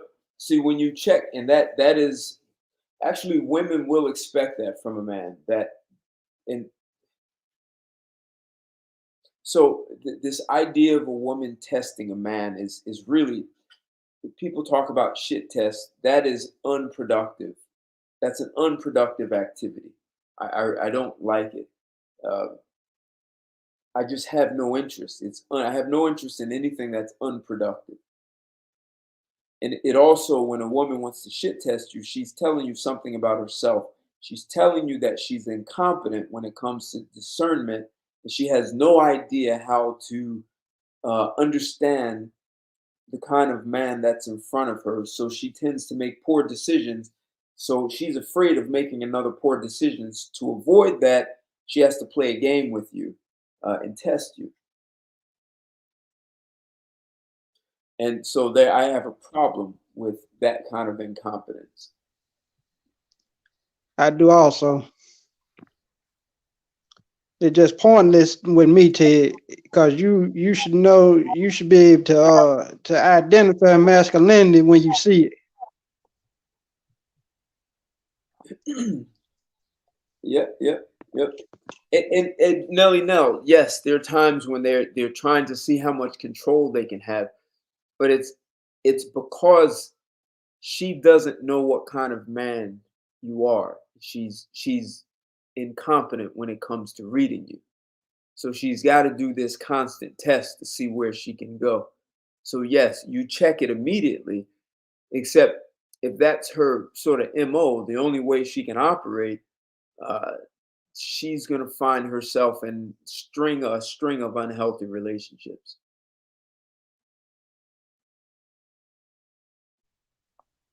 See, that's what I'm getting at, PJ. Right? If you tolerate that,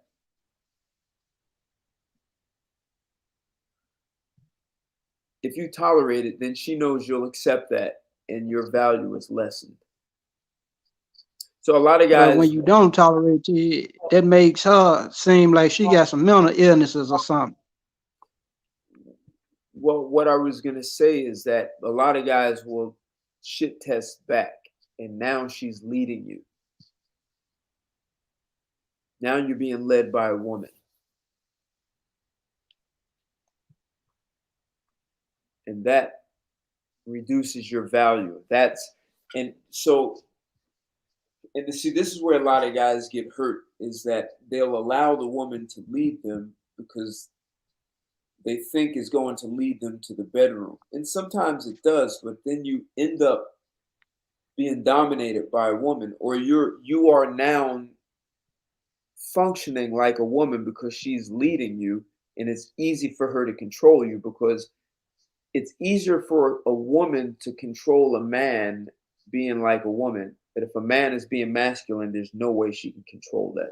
She just can't. Not if you're being masculine. If you're afraid of being Right. masculine. And now hear them call these men weak. Hold on. These men not weak. Majority of us not weak. Hold on, Kendrick. Hold on. If you're afraid of your masculinity, she's going to know that, and she will exploit that. Now, what were you saying? Yeah, and I hear this junk about they talking about a lot of black dudes. We know we not. A lot of them just don't want to tolerate it. So they like, to heck with it. We ain't gonna deal with it. Right. But so the quicker men can check a woman, even if you release her, if all men do that, it will self-correct the community, the environment. You follow me?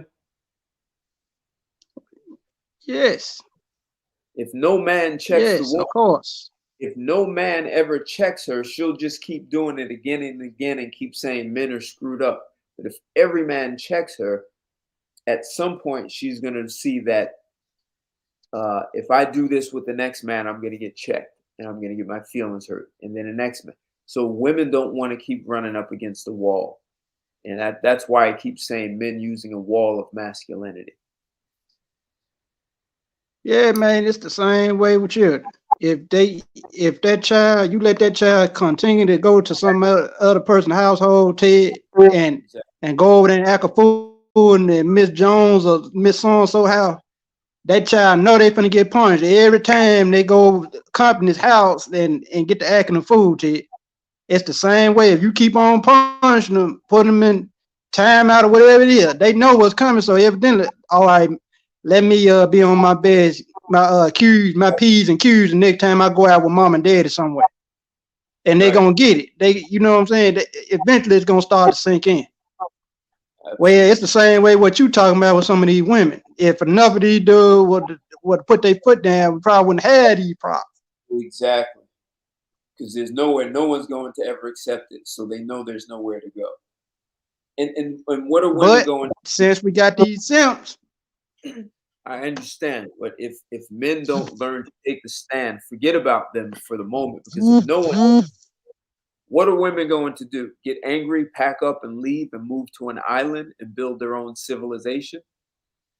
What women are going to do that? If they could do that, they would have done it already. Bingo. So, like Obsidian said, the majority of us does not out here going abroad. We're gonna have to learn how to get along to it. For the sake of peace, we're gonna have to learn how to deal with each other. As men and women, we're gonna have to learn how to conduct ourselves as such. Exactly.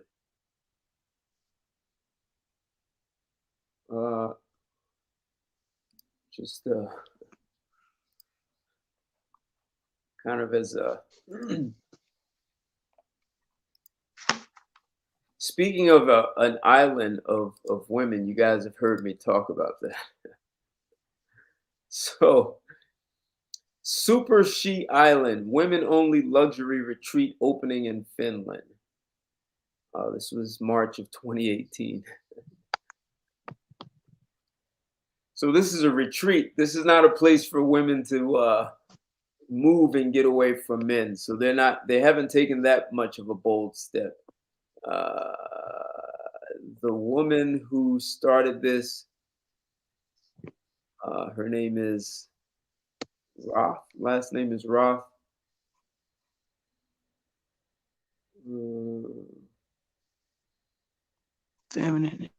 This woman sold her company, and I think she sold it for like $65 million or something. And she took, I guess, her money, part of her money, and bought this island and doesn't want men on it. So it's a luxury. Ted, it almost reminded me of the island of Lesbos. Remember that? Yeah, yeah, yeah. I remember something about the Isle of Lesbos, but it hadn't been one of those in like what? Jesus, like thousands of years now. It's never existed. There's no proof it ever existed.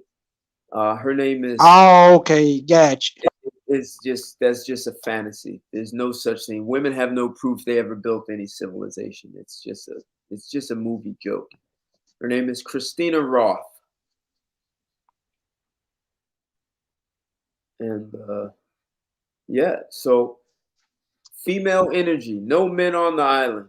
I don't know how it all works, but just so you guys know, when you hear me talk about a woman-only island, this is what this is off the coast of Finland. But they're not moving there to get away from men. That's what they're not doing. And yes, no, And you no. said that's a retreat.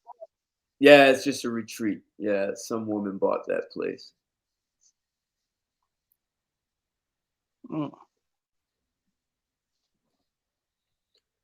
Yes, Nelly Nell. So I've seen women be cooperative, like very cooperative. I've seen women compete for men publicly with no shame.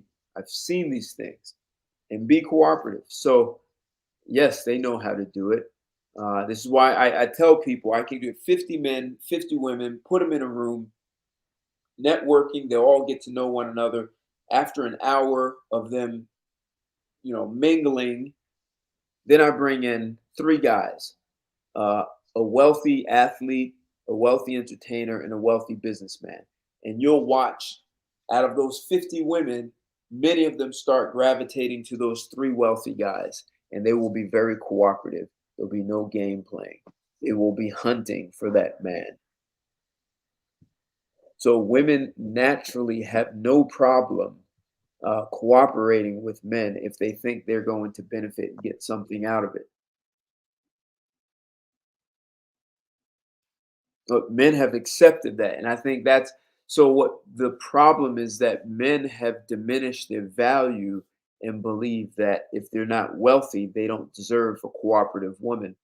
So this is what I'm part of what I'm getting at is that men put their value back into manhood, uh, and that there are women who will value you for your manhood, but you simply need to be competent about it.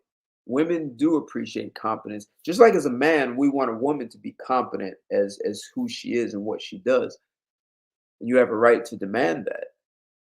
But what I'm getting at is if you take a stand as a man and you use logic, intelligence, emotional stability, right? You're not swayed by the woman's debates and ad hominem attacks. That she will respond to that. And if all men did that, they'd have no choice.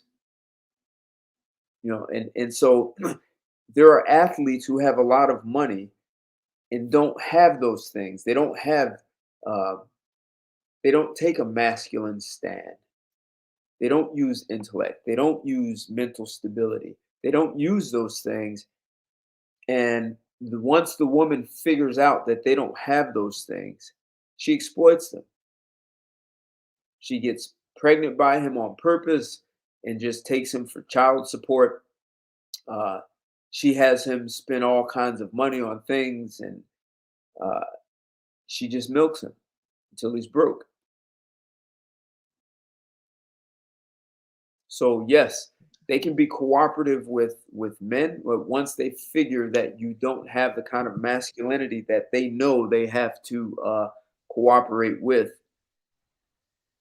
you get exploited. So I'm saying that that's the priority, and women will be responsive.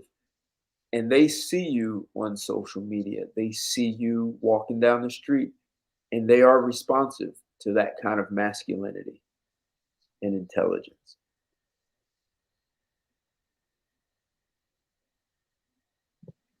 Yeah, because if you let them look, you are always in them like that boy, that PJ Washington boy.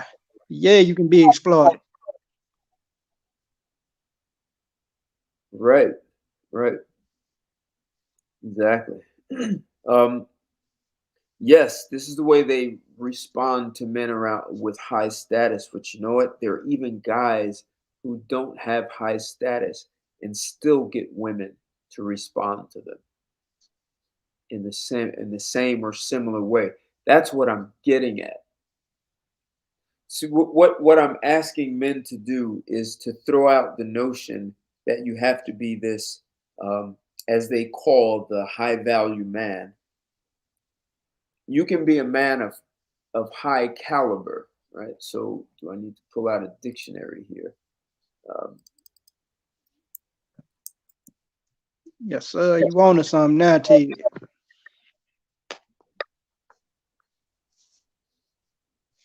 so caliber, the quality of someone's character or level of their ability. Uh, Yes. so if you are of a high quality, high character, and high abilities, that's why I was saying women do like men who are competent, even without the income and the title or the status of an affluent man. You can still command, is what I'm saying. And so men are being taught. So just think about this, guys. Women get to be female and say, well, I have a womb and I can have your baby, and I'm valuable because I'm a woman and I bring life into the world. And men, you're only valuable, well, depending on your level of income and your status. And so what that does is trick men out of their own masculinity. And I hear people talking about, well, if a woman has a job, then she has masculinity. No, a job does not make you masculine. That you just can't get there. Having a job is not synonymous with masculinity, because then when a man retires, let's say you hit 65 and retire, or let's say you retire early at 45, does that mean you're no longer a man? And you retire at 45 because you've amassed millions of dollars and you manage it well and your money now works for you, but you're not working. Are you less of a man? Good point. So this is what I'm getting at, guys. It's that high caliber, the high character, high quality man, the ability to listen, the ability to communicate, the man who's not easily pushed and swayed. As Einstein says, genius can handle chaos. That man who's committed to his own self-mastery. So you can then command cooperation from anyone, man, woman, or child. But men are being tricked out of their own masculinity and being told you have to make six figures and be 6'2" and have a six-pack, and then I'll cooperate. No. Let me add something to that, Ted. Then we so goofy to the point now that they don't even stop and realize that you can be wealthy, you can be that so-called super rich man to the point where you don't have none of those high caliber traits of a man that you just miraculously just stated, and still be tricked out of your, you know what I'm saying, out of your masculinity. Hey, look, was it last week I did a show on how the McDonald's CEO had to give back $105 million because he was playing around with a porn star, and he was using company funds to pay for.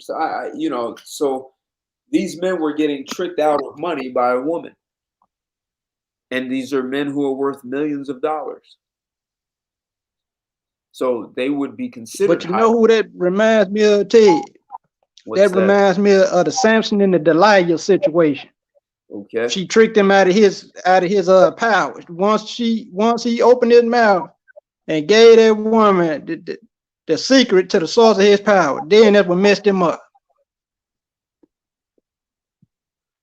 Well, The secret to a man's powers is masculinity. That's biological, and there's nothing a woman can do about that.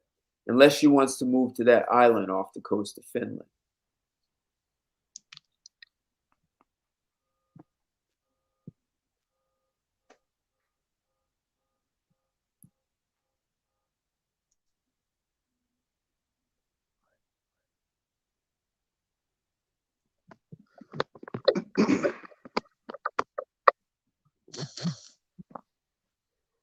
And then I asked her, how would women build with heavy men?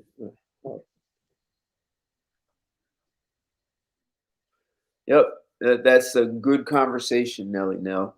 And one of the things I say to women, if you feel oppressed, if the patriarchy is so horrible, why haven't you women packed up and left? You could build your own island and show us the right way, how women can do it better than men. Build your own and don't call us for anything. And you hear or they say, yeah, I should. Yeah, we should move. Well, what? I'm like, well, I'll help you pack. What are you doing here? Oh. Yeah, there are guys who are not easily.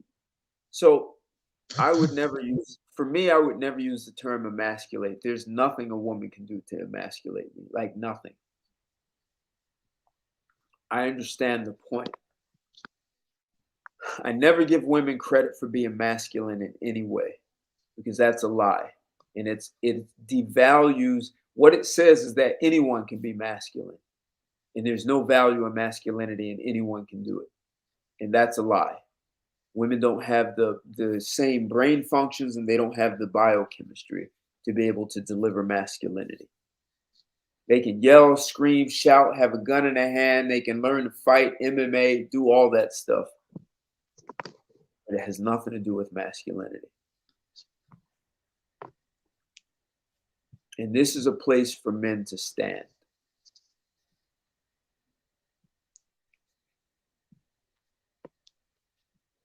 And when you stand that way, a lot of women will be turned on by that.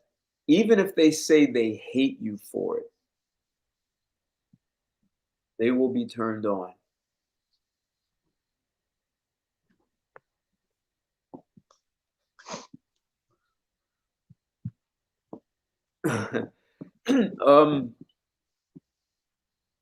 Aloof. I've been called that. I've been called lots of things. I don't know if it's being aloof. So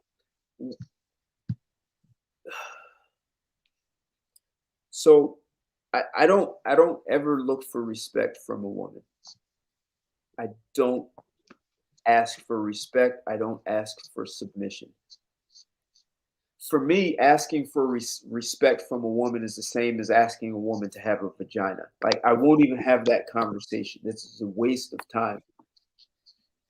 And I don't ask for submission.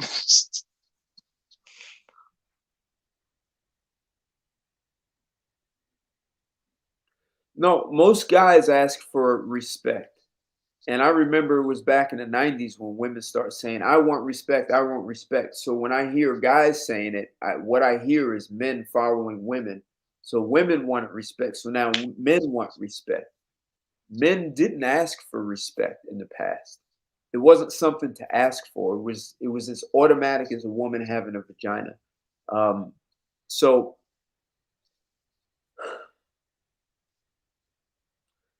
possibly what is missing for a lot of women, and it's, I think, kind of what you were getting at before, they want something for nothing.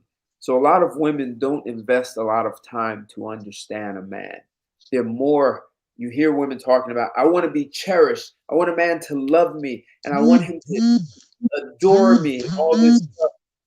And the women never, ever understand the cost of entry for that world. So I'm going to say something, and I want these words to travel the globe. Love does not create great relationships. Love is a byproduct of a great relationship. If you do not know how to create a great relationship, then you have no right to ask for love. Love grows out of a great relationship. So if you try to create love and think love is going to create a great relationship, you're backwards. So it's developing the skills, the relationship skills. So part of that, in answering your question, women need to invest significantly more time in understanding. That means asking smarter questions. That means throwing out the notion that you have to be right, that you need to understand. Like in the book that I wrote, I talk about how I came up with this idea with this woman I was dating, and I said, there's a chance that I may say and do things in a way she's never seen a man say and do before. So I need to deal with that. So I said to her, look, everyone, marketing is a big deal in the US. Everyone comes wrapped in some packaging. Everything in the US is packaged, marketing. So I said, your father and your brother may have come wrapped in red packaging. And every time you meet a man who's wrapped in red packaging, you understand that man, you're comfortable. I said, well, I might be in blue package and you've never dealt with a man in blue package because you only know the guy in red package. And if you really get to know me, you might find out that I'm not wrapped in any package at all. The point is, if women have only met men wrapped in red package and they meet a guy in blue package, the guy in the blue may have everything that the red has, plus some things the red does not have. If a woman does not invest time to understand, she'll never find out that the blue package can actually give her more than the red.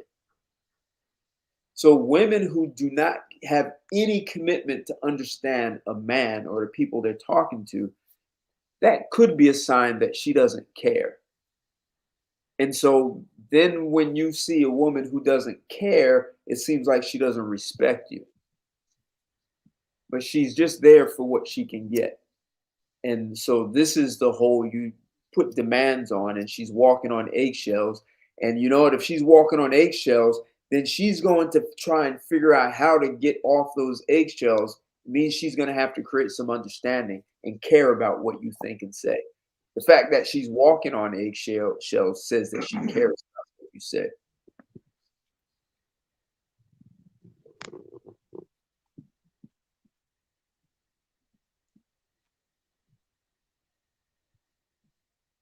Thank you, Imperator. Good to see you in the house, man. But this is something that men need to express because Hollywood has hijacked logic and said, love is the answer for everything. All you need is love. The Beatles. All you need is love. Love conquers all. That's what love conquers all is what you hear in these chick flicks and these fairy tales. Thank you, T. And men bought into. That's what, see, as long as men didn't buy into it, it's easier for men to navigate. But once men became intoxicated with this belief that love conquers all, then everything falls apart because now there's no designated driver. People are, and it's not love that you're feeling these biochemicals secreting and they feel good like a drug. And you think that's love. Sorry, it's not. It feels good though. Yeah, and see, Disney done messed a lot of kids up, especially these young boys. All this knight and shining armor stuff, that's fairy tale to you. Yep. So I've got a woman asking a good question here. You wouldn't have to, because if she's in her femininity, she would automatically submit and give respect. Yeah, endorphins is only one. I am London, but oxytocin and dopamine, they're huge. Oxytocin is what, the love drug. That's how people bond. And you as a woman, you secrete way more than I do. It's important when you're pregnant. But anyway, so if a woman is already feminine, it so look, femininity goes a long way with men. Um, I remember being in New York City, and I literally saw these guys. I observed them. It was about 5 men, and a woman was going by. And if all these guys were in their 20s, this woman might have been 40, and she was very classy. It was daytime. And I watched the men respond to her and say, "Hi, miss. Good afternoon. Do you need help?" They made a joke. "My friend here likes you, but he's shy. But if my other friend says something, don't worry." They were kind to the woman, and they gave her what people would call respect, like they had care and consideration. 5 minutes later, another woman came by, the same guys, and this woman was dressed, revealing, and they gave her zero respect. Same guys, just 5 minutes apart. So, people say dress for the job you want, not for the job you have. And it's the same, dress for the relationship or the kind of man you want, not for the kind of man you have. So being feminine, that's an example of saying that woman was classy and feminine, and the men, that went a long way in how they interacted with her. And the woman who was not dressed, even though she was sexy, it didn't occur as feminine, and they treated her differently. Within 5 minutes, same guys. But so I Am London. If part of the problem is that too many women believe all men are the same.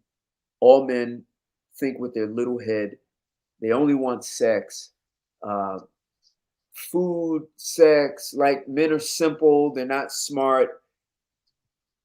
So once women believe these things, even if she's feminine, what she's not doing is she's not investing her time to understand the man. She has preconceived notions that she already knows men. I met this woman who was in grad school.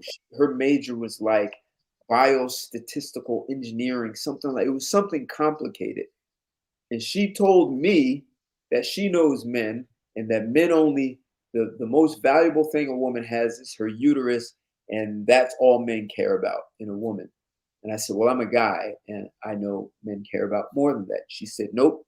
She said, "I know men, I have male friends, and I know." That's an example of a woman who does not care to understand what men really want. She's bringing a presupposition to all men, and that can be a disaster. So yes, femininity is important, but what I'm really driving is that women often lack a commitment to understand. They believe they already know what men want.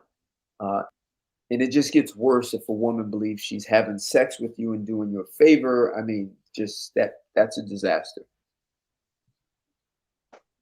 And yes, we can have chemical secretions and have sex, but still not be fulfilled with the woman.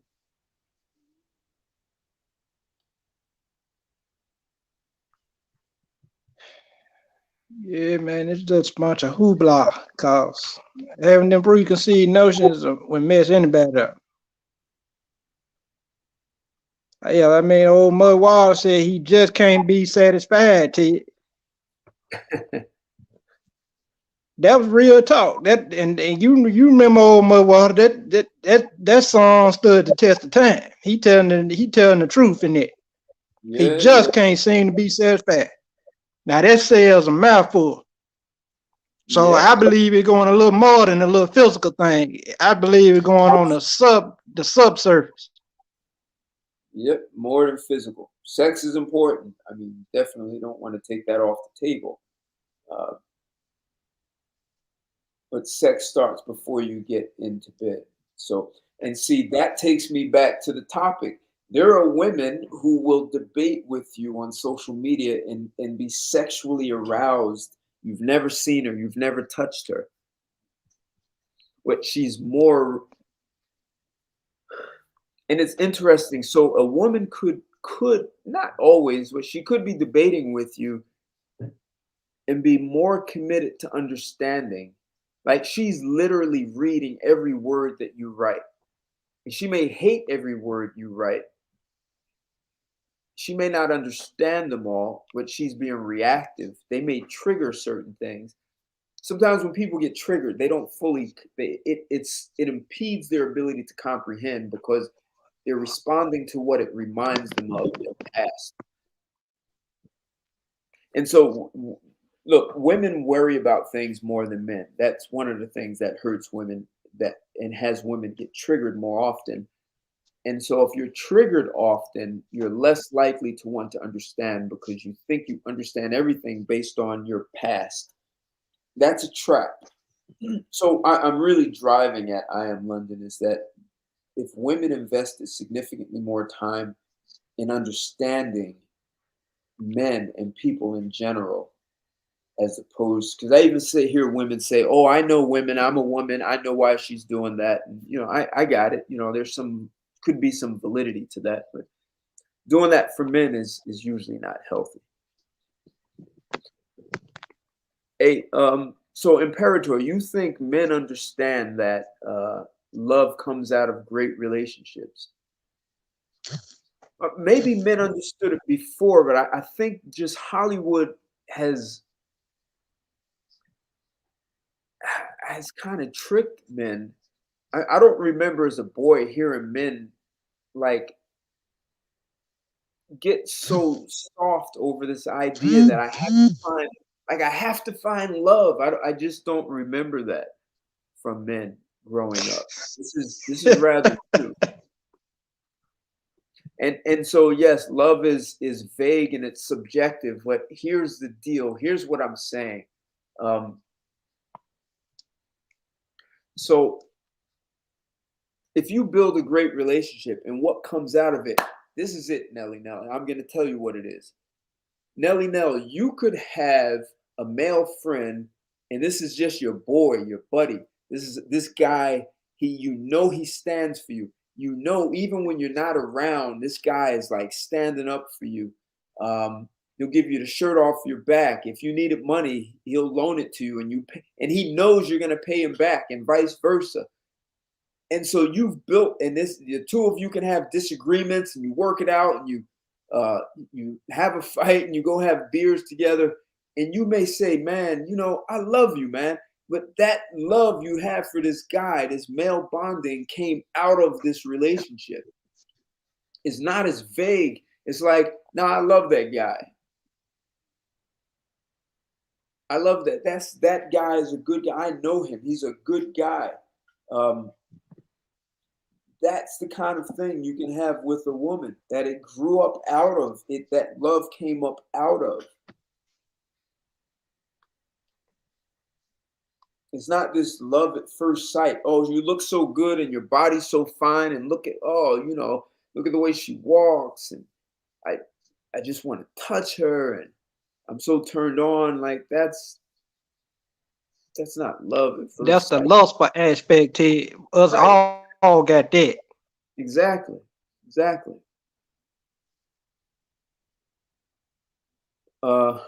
Imperator. Okay, you're saying older guys. Okay, you're 40. All right. Yeah.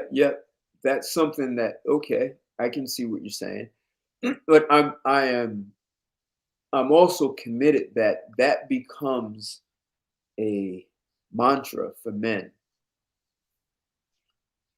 Love does not create great relationships.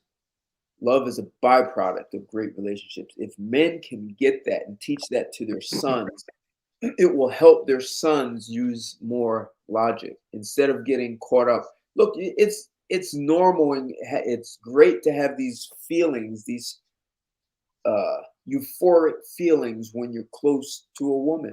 It's normal. Enjoy it. Just doesn't mean love. Yeah, that's lust. You get it. I Am London. Right. It's good. And I'm saying even for a woman, you're going to secrete more oxytocin than a man does. That doesn't mean love. It's like, are we compatible? There's a whole list of things for compatibility. That has nothing to do with anything in common. It's more with conflict resolution and how do you manage money and how do you care for your mental well-being and your physical well-being. If you want to have kids, how you want to educate them, and sexual compatibility, all these things. These are things that don't change over time. And if they did, they would probably change together as a couple.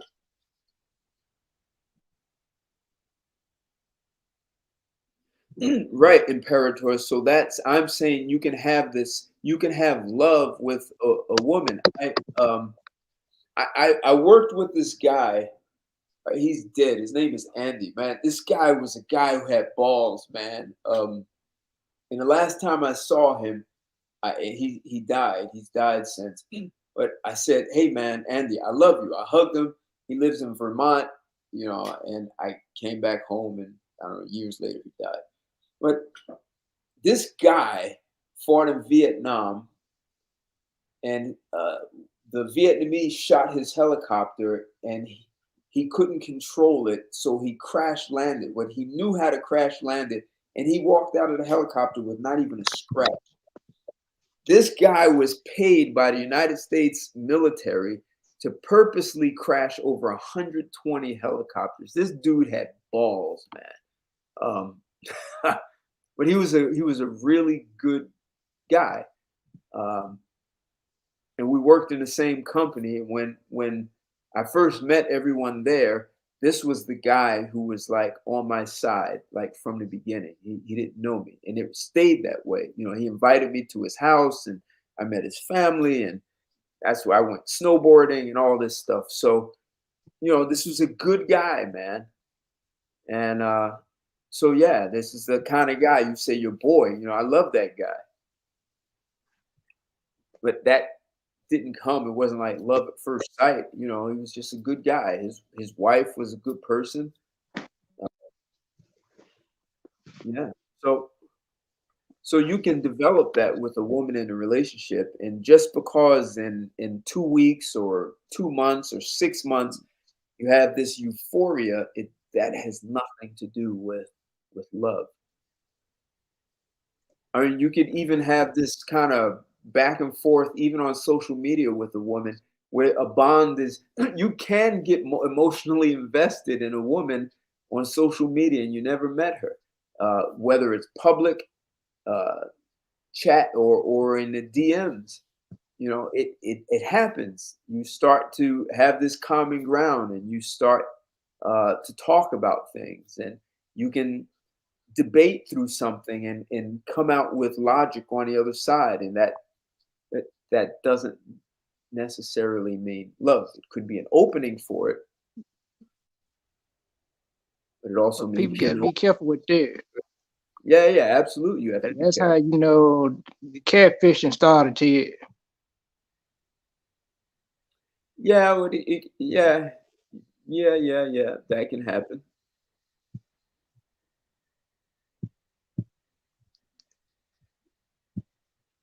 Well, Imperator, this is exactly, I'm glad you said that. So he said something important. He said, but this is where the problem lies. The modern woman wants to feel love instantly, not build a bond over time. So that's a perfect comment, because yes, it is. We've been taught to get this instant gratification, and all you need is love, and love conquers all. If you're both intoxicated by that belief system, you may be in trouble, because they say love blinds you, right? So then you're both intoxicated, and no one is actually building it. So you're depending on something outside of you, this illusion called love, that's going to make everything work out just fine. But if you as a man, is what I'm getting at here, there's a level of self-mastery that every man needs to engage in train. This is training. But if you as a man have that kind of self-mastery and discipline and commitment, you can do the things and provide the kind of guidance, because just because that's what she learned doesn't mean she has to be stuck with it. There are lots of women who are willing to listen and talk things through, even if they don't like it at first. And they might even debate with you on it. But the fact that you can be firm as a man will, in the end, will turn her on, which is where this whole conversation started. You know, are women debating men on social media because they need the pipe? That's what this conversation.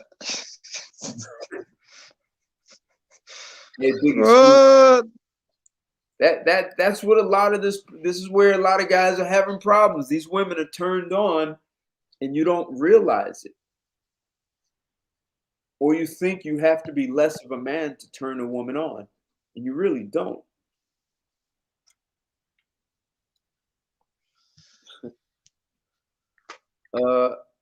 So I am London. I'm wondering, so if you're getting a pen and paper, what are you getting out of this as a woman? Or would you like to come over to YouTube and join us at Ted Santos? I mean, I'm going to get ready to close this down, but thank you for that. Yeah, guys, if you haven't smashed that like button, smash the like. If you're not subscribed to my channel, this is a good time. Hit that bell, hit the subscribe and the bell so you get notifications. And this video needs to be shared. So one, you know, men, you take a stand. Never be afraid of your masculinity, ever, ever, ever. And they will tell you that toxic and controlling, it's okay for people to say that. And you can own it and say, yeah, I'm masculine. Yes, I'm controlling and I'm toxic and I'm a misogynist. I'm a sexist. What else you got for me? I was just laughing at Nelly Nail's comment because he sure got it right. Tina Turner got it right. Yeah, yep. Yes, sir. That's a classic, that Nelly Nail. Uh-oh. All right, cool. I am London. Yeah, that was a great song. What's love got to do with it?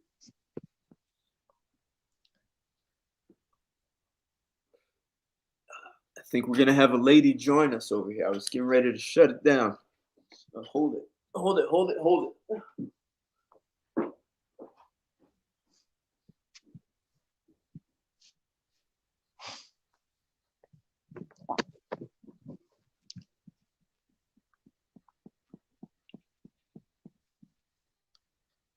Yeah, that Nelly Nail.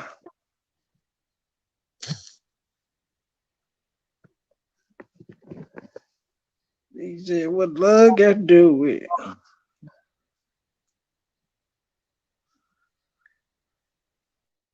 Wait a minute, oh, lady. Tamara Anderson. Hey, Tamara, how you doing?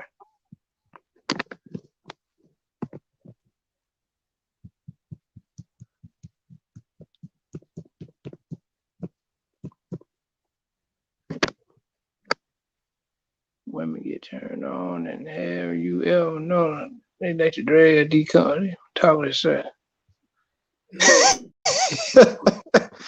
Yeah, I saw noticed that. Here we go. Yeah, that Tamara is. All right. There you go. No, you're not the only lady. Some ladies like to be shy. I just dropped the link, Tamara.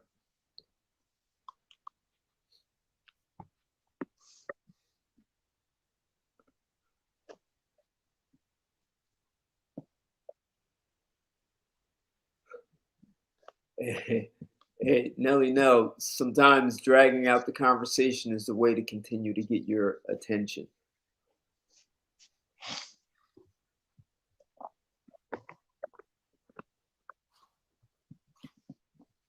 I don't know, you know, there are some women who are not willing to say, I want your attention.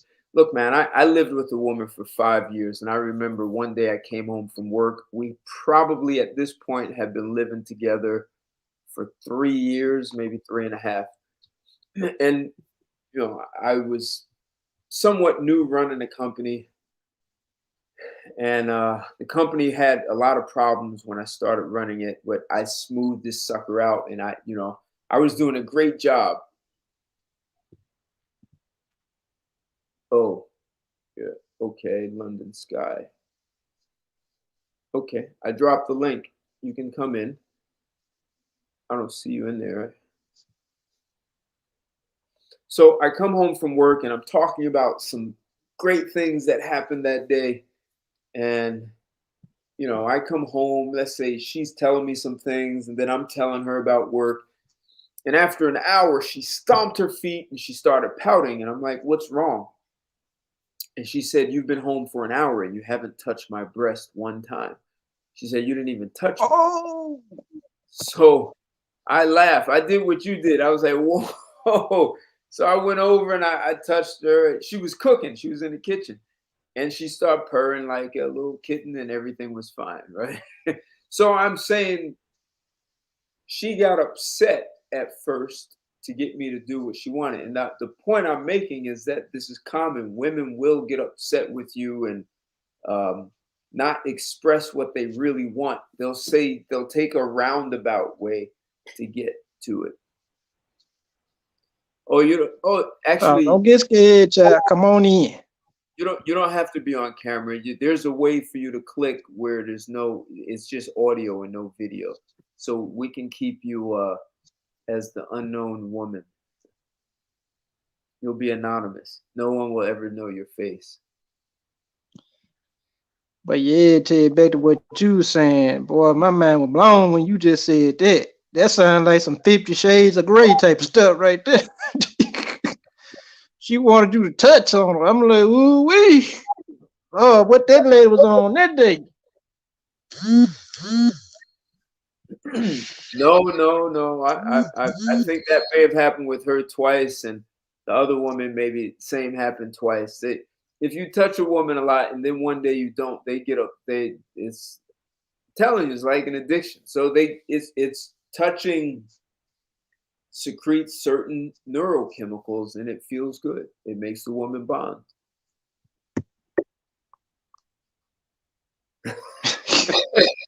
Yeah, that was my problem, that I didn't touch her for an hour. I mean, just hearing it, that sound almost surreal, boy, cause normally it'd be the other way around and you don't love me this and you must be stepping out and cheating on me and all of those crazy foolishness, but to hear her actually say that. She didn't go down that path. She wasn't even thinking that. She was just thinking about she didn't get touched. And I was home from work. She just wanted to be touched. That's all. Boy, you lucky devil, you. No, listen, man, there are probably more women who feel that way and don't say it. They just become resentful and maybe they stop doing something or withhold like they do. You get what I'm saying? They do something else to get back at the guy. So if I was lucky that she actually said something. Yeah, man, because usually it'd be the opposite way around. They like you said, they'll try to withhold it from you thinking that you may be they done got convinced in their mind that you stepping out on them or something. Right. So they'll just be mad at you. So that's to say that women like attention, and that gets me back to the topic here, right? So do women want pipe? They're looking for attention. It's okay. And she might not even know you and is looking for that kind of attention. So, and Tamara, I knew that was you. I knew that I knew that was you. I understood that. She doesn't have a good connection. She's trying to come in. So we're going to see if we can hear her voice.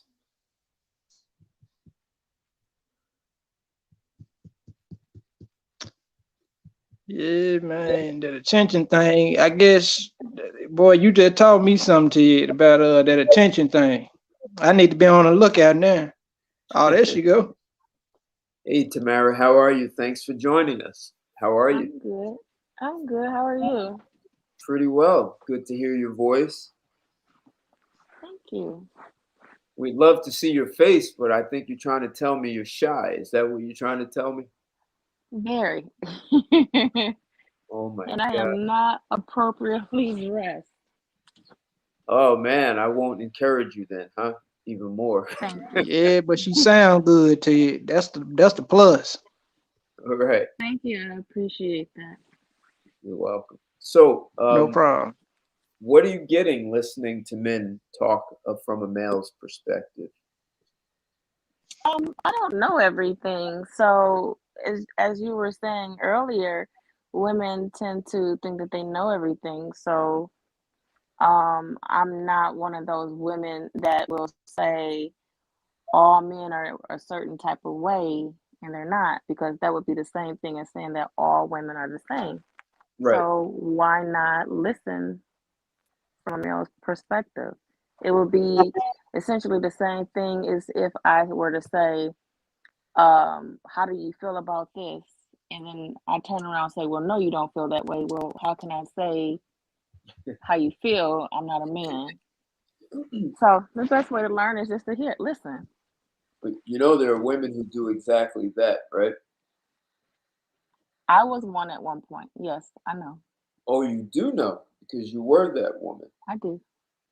I Wow. was. Do you mind sharing how did you become that way? Why do you think?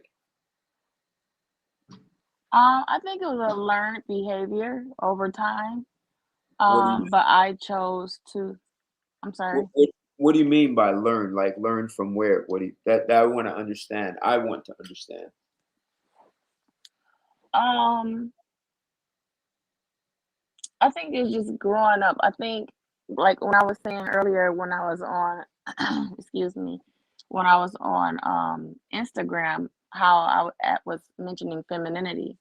Well, I am trying to understand femininity more. So with that, um, it's just unlearning things that I've learned in the past. Whereas, like, again, it still goes back to the whole um, all men are the same, and to over like just that in a sense. I hope I made What a do you little sense. when I'm you sorry say if I you didn't. where do you think you learned like you gave a perfect example. You ask a man, how do you feel about that? And he tells you and you say you don't feel that way about it, and then you tell him how he feels about it. Where do you think you learned that? That's what I wanted to understand. Oh, failed relationships and So really taking the time to listen and going through therapy also. okay. What I'm asking, where'd you learn to think that way to tell a man that's not how you feel about it? Like that's what I'm asking. Where'd you learn? And I'm asserting that's bad behavior to tell someone that's not how you feel about it. This is how you feel. Where do you think you learned that? Probably my mother. Well, okay. Were your parents together? I would think it was her. I mean, I up until I was like maybe 5, Oh, okay. maybe So you, younger than 5, wow, that's very young. but they were definitely married. Yes. Okay. And so you're not sure if you But heard your mom. I can't pinpoint exactly. Okay. But it was No, common. she did it to me. Oh, she did it to you. Yeah. So that's one way to learn it. Someone does it to And you, I right? hated it. Yeah. Interesting. And so going to therapy helps you understand that guys might hate it too, huh?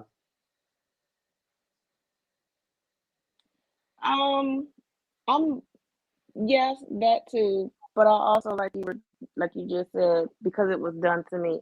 If I don't like it, then Right. someone else may not. That means someone else is not gonna like it. I try to treat people how I want to be treated. All right. Perfect. Perfect.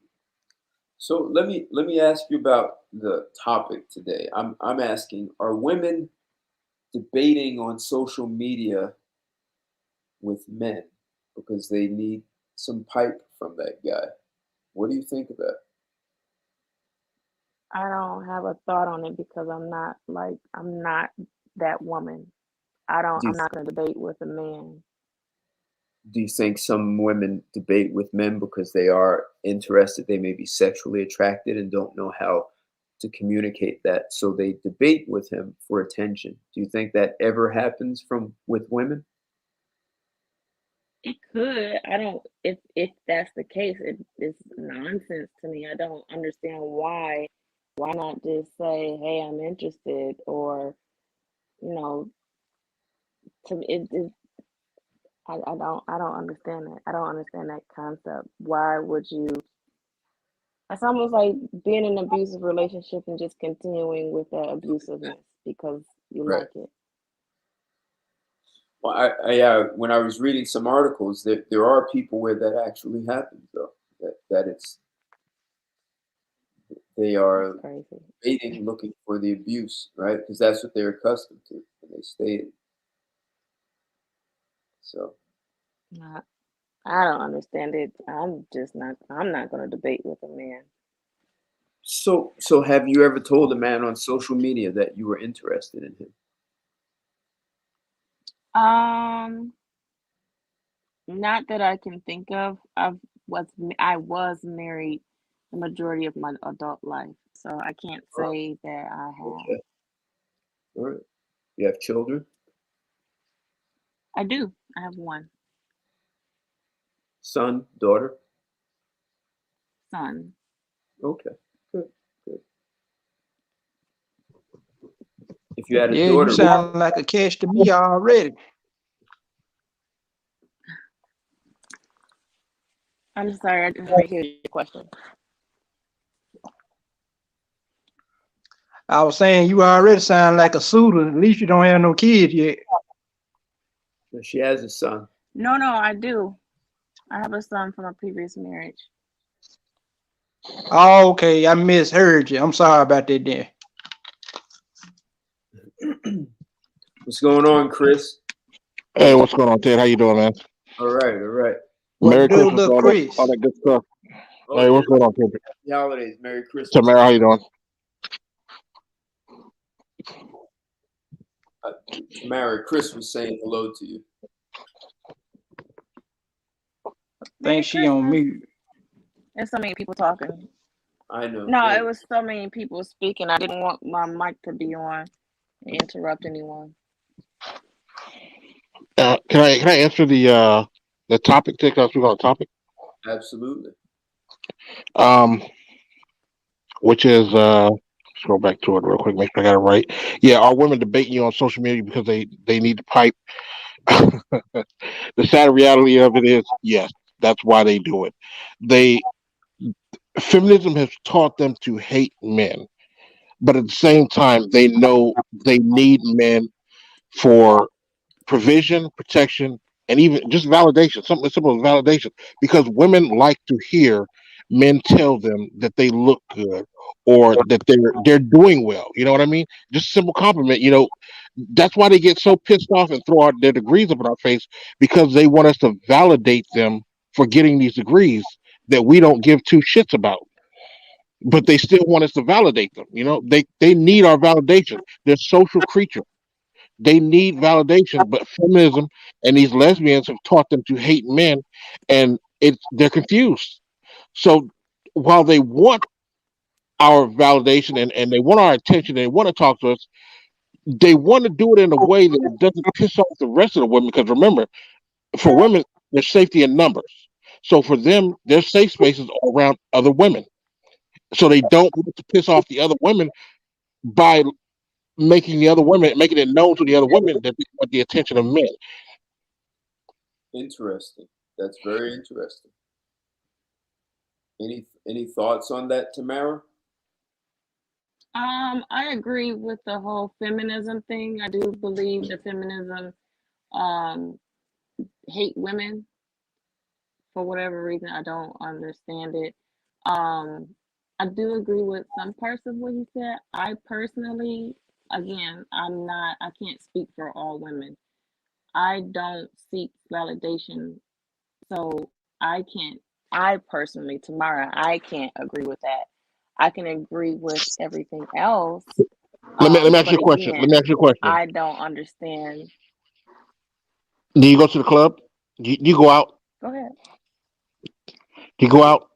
No, my preference is no. My preference is to stay home. Okay. Have you ever dressed up? Gotten nice. Dressed up. Went out. Maybe it's your girlfriend's birthday. I'm sorry. Are you asking me a question? Yes. I didn't hear you. I said, have you ever maybe gotten dressed up and went out for your girlfriend's birthday? Yes. And when you went out, when you got dressed up, like you didn't just put on like some old sweatpants and maybe a t-shirt with some holes in it and some old beat up Nikes, right? You got dressed to the nines, right? Uh, yeah, yes. I Okay, so tried. right. And when you did that, all your other friends were dressed to the nines too, right? Yes. And at some point in time that night when y'all went out, y'all were hoping that some guy would come up and maybe buy you a drink or maybe dance with you, right? Maybe Not not you, maybe one of necessarily. them, right? Maybe. Okay, that's seeking male validation. You don't have to come out and say, "Hey, I need you to validate me." It's the little things you do, the dressing up, the putting on the mini skirt. Because let me tell you something, you ain't putting on those mini skirts for women. You ain't you're doing it. You are and you aren't. You're doing it to compete with women for the attention of men.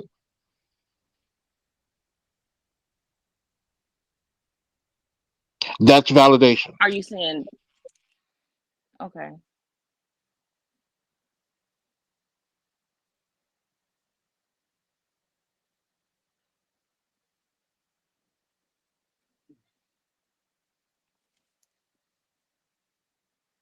All right. So we got it. Anything else you think about this, Chris? The topic? You came in late today. Yeah, I was kind of busy. All right. So,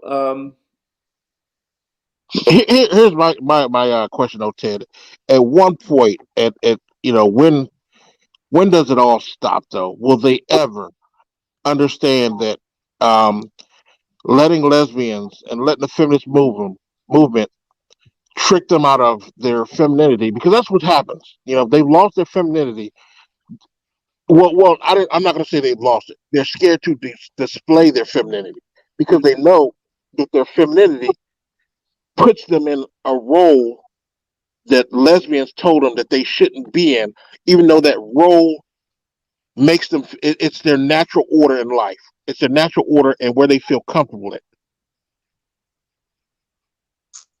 yep. That the feminists did tell women that it's weak being feminine, and if you're a stay-at-home mother, you have nothing to offer your children. So, uh, and a lot of I've women actually, fell for that. Sorry, go ahead, Tamara. no, that was me. I was going to say, I I think actually that's heard so women say, unfortunate. oh, I'm sorry. Go ahead, Tamara.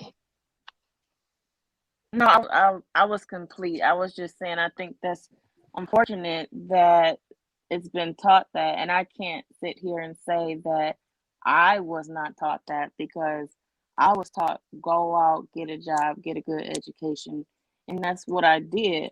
I also was a stay-at-home mom for a short period of time with my son's father, and as the older I have gotten and life has taught me, I think it's very important that women stay at home and be more traditional and take care of family because I believe that if you take care of if a woman stay at home and take care of her family, then that does nothing but help the family as a whole altogether. Everyone wins when the mother stays at home with the child. Right. The men have peace at work because he knows his children aren't in some public school where they're possibly in danger and getting in fights, or and he knows they're just being educated well by their mother. Let me ask you a question because I'm always curious about this. When I hear women, say they got degrees, they got married, particularly black women. When you got your degree, did you feel that you were your husband's equal? Um, I I don't think so. He didn't have a degree. Okay. Well, A did degree you? Right. to me, to Mara, my degree means absolutely nothing. You can have a degree that does not that to me a degree doesn't say anything.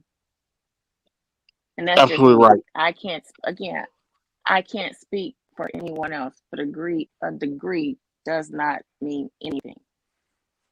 And who was your main motivation telling you to get a degree and pursue a career and all that? It was your mother, wasn't it? Yes, my father did a little bit, but my father more so wanted me to do whatever made me happy. See, that's the problem. We live in a society But where we have. I Uh, do. go ahead. No, I was gonna say I do understand your talking points and what you're saying, and I do agree with you. Well, I was just going to tell you that I'm pretty sure that the reason why your father told you to do that was because he was scared to tell you the truth. Ted and I talk about this all the time. A lot of men with daughters are scared to tell their daughters the absolute truth because number one, a lot of them are betas, but you know you don't even realize it. But number two, they've been beat down by feminists, or you know they just may not wear the pants in the house. But if your father you know, no offense, but if your father had any backbone, he would tell you that it would be in your best interest to pursue a good husband, a husband who's a man who's going to, you know, be a producer. You know, in high school, maybe that guy who's nerdy. You know, the guy that women don't want, the guy who's a nerd. You know, that never gets any play, but always talk about being an engineer or something like that in high school. He's the guy that's going to grow up to actually be the engineer and produce, and he's going to be the one to hit six figures and you know maybe create something innovative and maybe even become a millionaire. But a lot of times, uh, fathers don't tell girls that, and so they end up going for aesthetics. They end up chasing men based on aesthetics, and it never works out for women. If you leave a woman to pick her own mating choices, it's always going to end horrible for her. Or if she has a weak father, he's not going to pick her mating choices, and it's going to end horrible for her.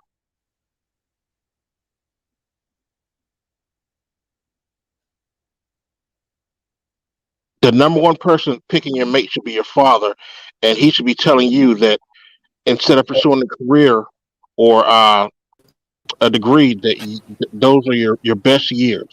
You understand how the whole sexual market value works, right? A lot of women don't understand how sexual market value works. They think sexual market value and sexual crime are the same thing, and they're not. They're two completely different things.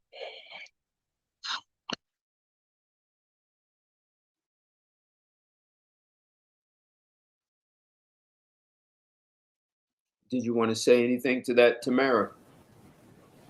No, because I agree. Okay. All right. I want to ask you. So the way you see things now is, you know, wanting to understand femininity. All the things that you said tonight about you think is the things you said about a woman being healthy, the healthy attitude for a woman to be in a good relationship. Did you have that same mindset when you were married? I did not. Really?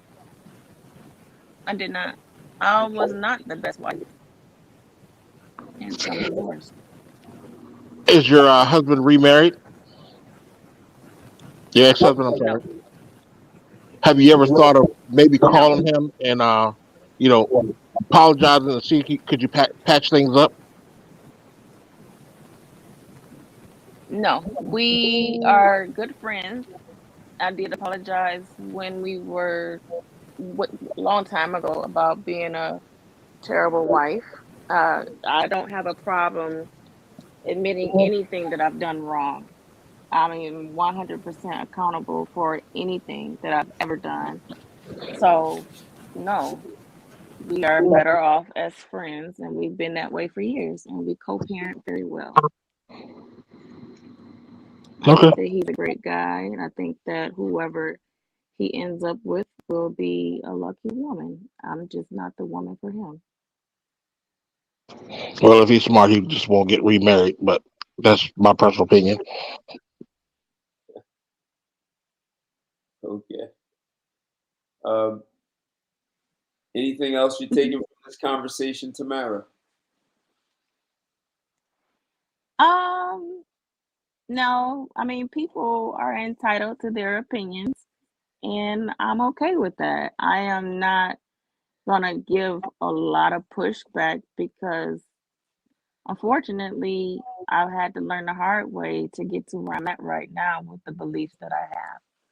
And I don't see anything wrong with what you guys are speaking about tonight, except for I really don't understand the whole logic of a woman arguing with a man on social media. I don't understand that at all. But hey, I don't understand a lot of things that some women do. And like I can't see the names that well, but when a guy asks me about going out, my friends get on me. I'm like, and they always say, "Well, you're not gonna meet anyone if you just stay in the house." Well, I prefer to stay in the house and take care of my home. I'd rather cook. I'd rather take care of my kid. Okay. All right. I have responsibilities. I don't need to be out every weekend, and I don't need to do all of that. Yeah, and so the name is Walker, Walk 343. What he was saying about Yeah. how women have been taught they have to hate men and men are the enemy. So yeah, that it seems like that does partly play into women debating with men on social media, but there are people who get it arouses. That's why I read some articles by psychologists. People, and it seems women even more, but people get aroused by having conflict, arguments. I mean, for me, I can just think of, when you're in a relationship and you play and you wrestle with your woman and she gets aroused, she's turned on, she wants to have sex. I mean, I've heard even women I've never dated say, if a man wrestles with me, he better know what to do with me after the wrestling. Don't leave me hanging. So there is this heart rate goes up, blood is pumping, and there's this arousal. So debating can have a The similar effect. Are you laughing at me, Tamara? Huh? No, I really no, Well, I don't. I legit don't understand this. Like, does that come from a place of abuse? I really don't understand because no, no. If I, you're wrestling, I'm 40. go ahead. Go ahead. You're 40. What? I'm 43. I don't want to argue. I just want to coast. I just want to cook. I just want to mind my business. I don't want to argue. I don't want to do any of that. I just don't understand the arguing. It makes no sense to me. I don't understand why people can't have a conversation to understand one another and come to a common ground. There's one more thing I want to say. A lot of women, and you did a few minutes ago. You said people are allowed to have their opinions, but here's the thing: men are based on logic and reason. A lot of times when we tell you things, they're not opinions; they're just facts that you won't or you won't can't or haven't heard. You won't accept, can't accept them, or you just never heard them before. But we don't just make these things up, and they're not our opinions. These are absolutely facts, because a lot of times we've done the research more than women have. Women, your everything you do is based on your emotions, your feelings. They govern everything you do. So the minute you're reading or you're hearing something and you don't like it, what you're hearing, you immediately stop right there. Well, that stops your mental growth because you never get to hear the whole conversation. You just heard the part you didn't like, so you threw the baby out with the bathwater. So when men are telling you something, you've been programmed to say that, oh well, it's our opinion. No, it's not. It's these are facts. You just haven't heard them before, and you've been taught that anytime we speak, we're speaking our opinions just like you. And if you don't like us, you don't have to accept them. I mean, I can name a bunch of facts right now that would probably upset you, but you would probably say they were my opinions, but they're not. They're absolute facts.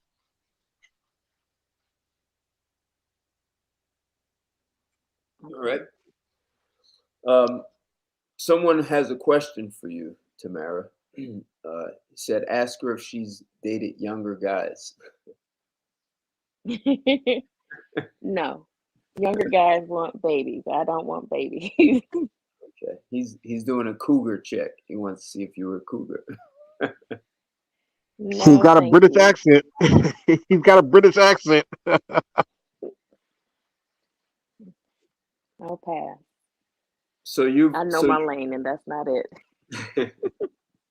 so you've never wrestled, like played wrestle with your husband and got turned on? I can't say that. I mean, we've been divorced for a long time, so I can't say that I can remember doing that. Okay. All right. Do you think Even you in past I can't say. But I've also been abused. I've also been in abusive relationships in the past too. So I don't like that. so you don't like, okay, I got that. I can see that. Some women wouldn't like that. And It that trigger. Go so ahead. now do you understand why it I'm sorry. So now do you understand where I don't understand how a woman could get turned on from wrestling? I understand that, and there are still women who come from abusive homes, and that is what they expect. So that's how they engage men. Also, like that's all they know. Although some women have been raped, and rape is a horrible thing. There are a lot of women that still have rape fantasies. A matter of fact, I think that's like if you talk to most women and ask them like, what's their, what's the number one thing in the sexual fantasy? That's it. They all have rape fantasies. I've actually spoken to women who never been You, raped, and I was surprised they admitted that that was a fantasy. And I said, "No, you don't mean that." I said, "Why don't you just ask your husband to be rough?" And they were like, "No, I rather a stranger." So, Tamara, you were gonna say something? Yeah, man, and that's backwards to me, Ted. That's just outrageous. I never can wrap my mind around it. Yep, It's yep, it it's the feeling of being dominated. They like right, exactly. to be dominated, in which that's just in their DNA. Like no woman wants a weak man. So to them, to those women, that's the ultimate form of a strong man. A man that's willing to climb in their window and just take it. He ain't asking for nothing. He's taking it. The words I've heard women say is I feel the essence, his manhood, his power, and so yes, I can be dominated by a real man in his power. Were you gonna say something to that, Tamara? no. No. Okay. All right. All right. All right. Um, so Tamara, if you're in your 40s, you've seen a lot. It sounds like you've taken quite a journey from where you were to where you are now. Uh, I, I, I would say a lot of men would like hearing uh, how you took responsibility and said, "Hey, I wasn't the best wife. Like you're responsible. You didn't come here and say, or your husband did all these things." And I'm sure he did some things, but the point is you were being responsible. That's probably a uh, concern that a lot of men have when they consider going into a relationship is that the woman doesn't want to take responsibility for anything. So I want to thank you for that. But my question is, would you have any words of wisdom for women who are younger than you? Mm, I would say if an older woman has not really dealt with any real if they have not dealt with their own trauma and if they have not been accountable for their own actions, then probably not listen to them. Um, Right. and stay away from the notion of I'm independent. Stop screaming, I'm so independent, I'm independent. And the whole I don't need a man thing, don't buy into that because it is not Uh, true. you're gonna And have it's some people okay to chasing. be feminine. It's okay to be soft. You're gonna have I'm women sorry. chasing you now. Oh my gosh. You said those words. I can't believe it. You said I hope they pick you, sis. I can hear the arguments now. I hope they pick you, sis. it. I've been So, called a pygmy. It doesn't matter. so why would you say women shouldn't say But I've also taken classes. so I'm sorry, say that again? But I've also taken I'm also on a femininity journey where I'm taking Okay. classes to better myself too. Okay. All right. So why would you tell women to not say the whole I'm independent and don't need a man? Why would you caution them against that? Because I do believe that men here, when a woman says I'm independent to a man, I can't say all men, but I would think that to most men, what you guys hear is, "Oh, she doesn't need me then." Okay. And I feel that men, when it comes to relationships, you guys are natural protectors and providers. And if a woman is saying, I'm independent, I'm a boss chick, I'm a boss chick, then she essentially is saying that she doesn't need you. So then now you don't have a man, and now you have a woman who is manless. You can't have a family, well, you shouldn't have a family, and you shouldn't have a woman raising a child by herself. And with that type of mindset, that's exactly what happens. At least that's what I believe. That's what I've seen. Okay. All right. All right. And why do you think a woman shouldn't have a child, raise a child alone? It's hard. Why would you want to? I mean, I'm no longer married. I'm no longer married. My son will be 17 Okay. in less than a month. It's hard. And I have help from his father, but his father is not in the home. So it's difficult. So I don't understand why would anybody purposely put themselves in that position. I think Okay. that women, not women, I think that people need, especially younger girls, need to take the time to get to know themselves, keep their legs closed. Just because you like a guy, that does not mean you need to open your legs to them and stop making babies out of wedlock. Did um And did that's your not a diss towards anybody that did that either.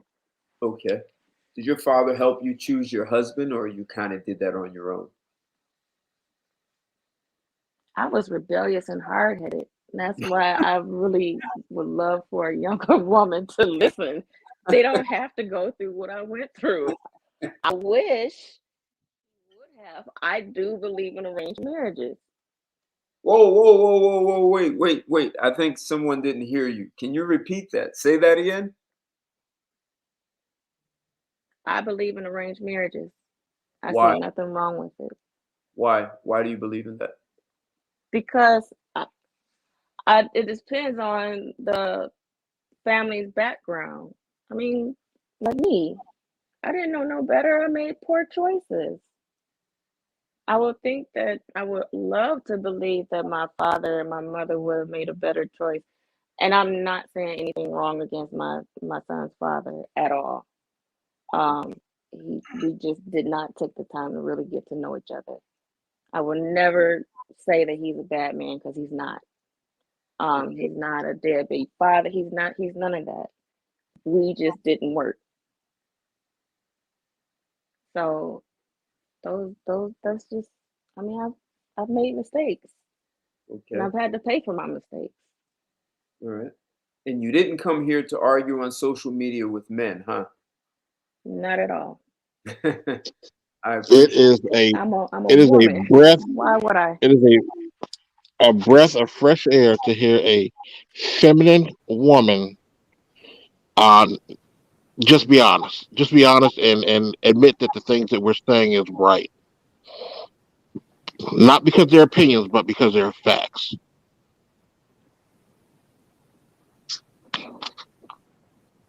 I don't know everything, so I would look like a fool if I sat here and argued with people that I don't know, who are men who have male perspective. I don't have a penis, so I don't know how I don't know how you guys operate.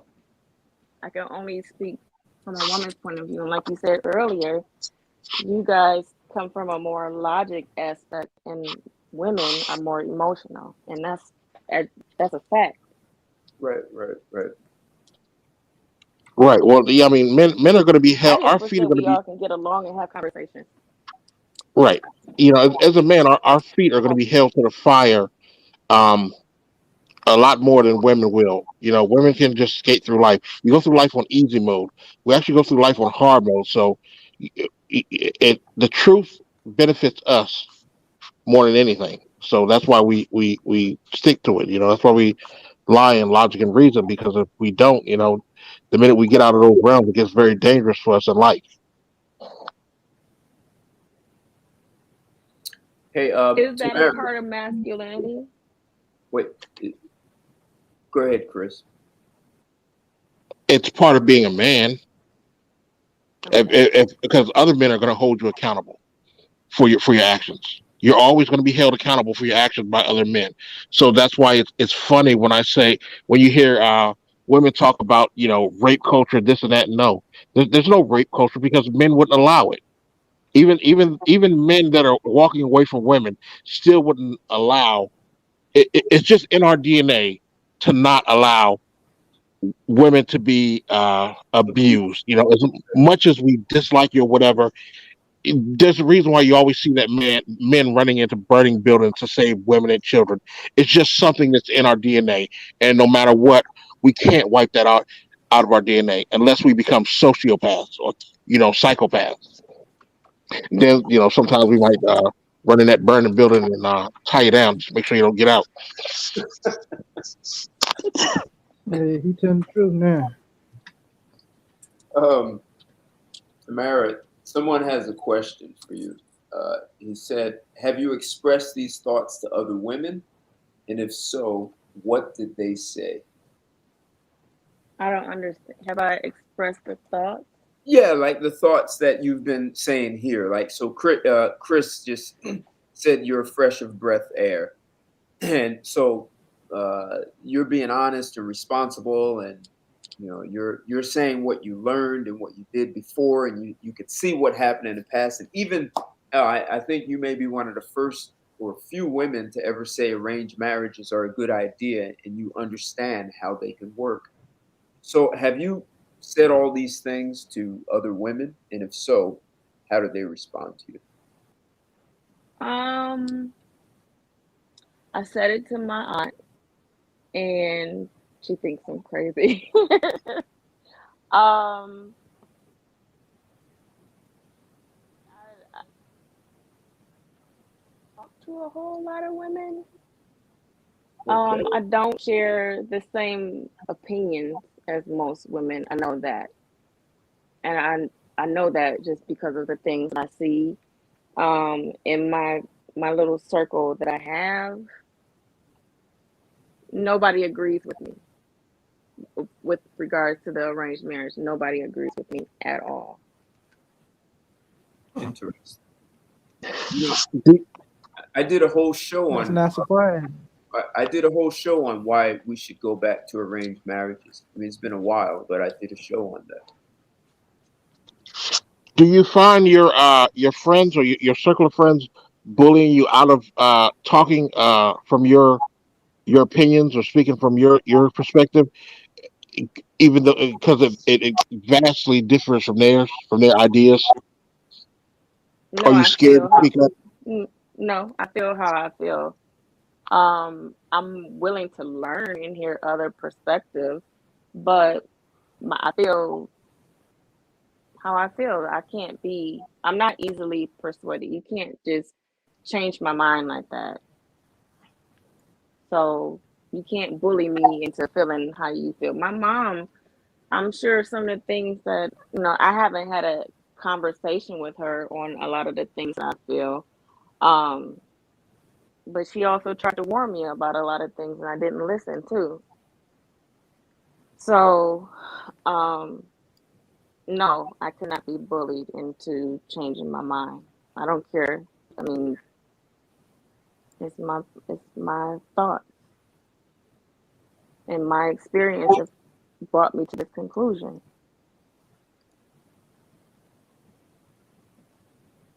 Cool. Okay, I cool. hope Yeah, I thank don't you. get a whole bunch of. I hope I No, don't no, get a no, no. whole Thank you. bunch of hate mail.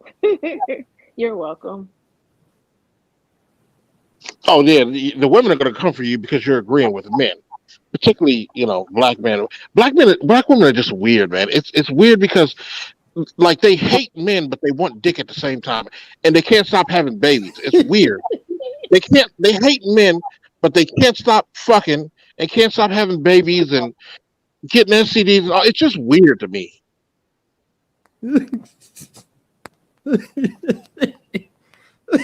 Chris said the truth, boy. Ooh. So, Chris, and Country Boy, any final thoughts? So this conversation started. Are women debating on social media because they need the pipeline? Show me the pipeline. I said that's I asked the question, and so I read some facts from psychologists who talked about biology and mindset and all that stuff and how that's possible, how this make-up sex world and fighting and wanting sex.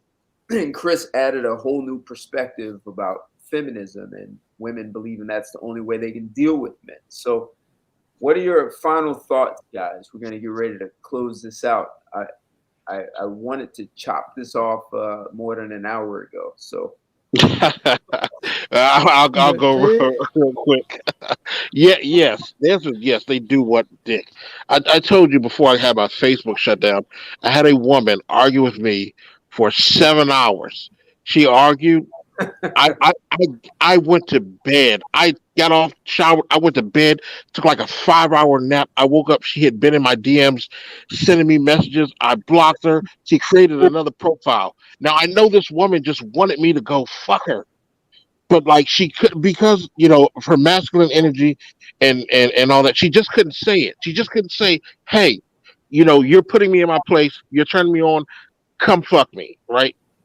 But yeah, that's what they do. They can't say that because they're scared that, like I said, they're social creatures, and when they get around other women, the other women are going to look down on them because they've reverted to their feminine roles by admitting that they're the weaker species and that they recognize that men are dominating them, and the dominance that the man is displaying is turning them on. well said. Country Boy, any thoughts, final thoughts? I said yes, they want that Ted, and maybe they need to start mm, not arranged marriages, but they need to try to make something happen and get that taken care of, cause that's the only thing that would explain the reason why they came at Chris and probably the reason why they coming at you. Now that doesn't mean that, but it sounds like they need some of that in their life. And the man in the drawer ain't gonna help them. No, I heard a lady say that plastic or that silicone don't do what the real thing do. So Yeah, I and it was a they reason need what D I cell. heard. They need vitamin D. Right. Not with I'm with Chris on it. So yeah, Ted, that it may be some truth in what you getting at, man. all right, That's all right, that those are my words. That's my comment on the thing. all right. Thank you, Tamara. I know you gave some great words of wisdom, so thank you for that. But do you have any, out of all that you heard, and we're talking specifically about, are women debating you on social media because they need the pipe? This may not be the most comfortable conversation for a woman to have, but I applaud you for your bravery and coming up for this and being the only woman here. So I can't thank you enough. But do you want to have any final words on this specific topic, or any takeaways, conclusions you take from this? I don't have any, but I would like to read up more on it. So I had never heard of it that way. So I am going to learn more. Well, I have you appreciate the. I'm sorry. Go ahead. Go ahead. You appreciate. Keep going. I appreciate hearing that perspective because now it's something that I'm curious to learn about or to yeah to just learn more about it because I had never heard of that before.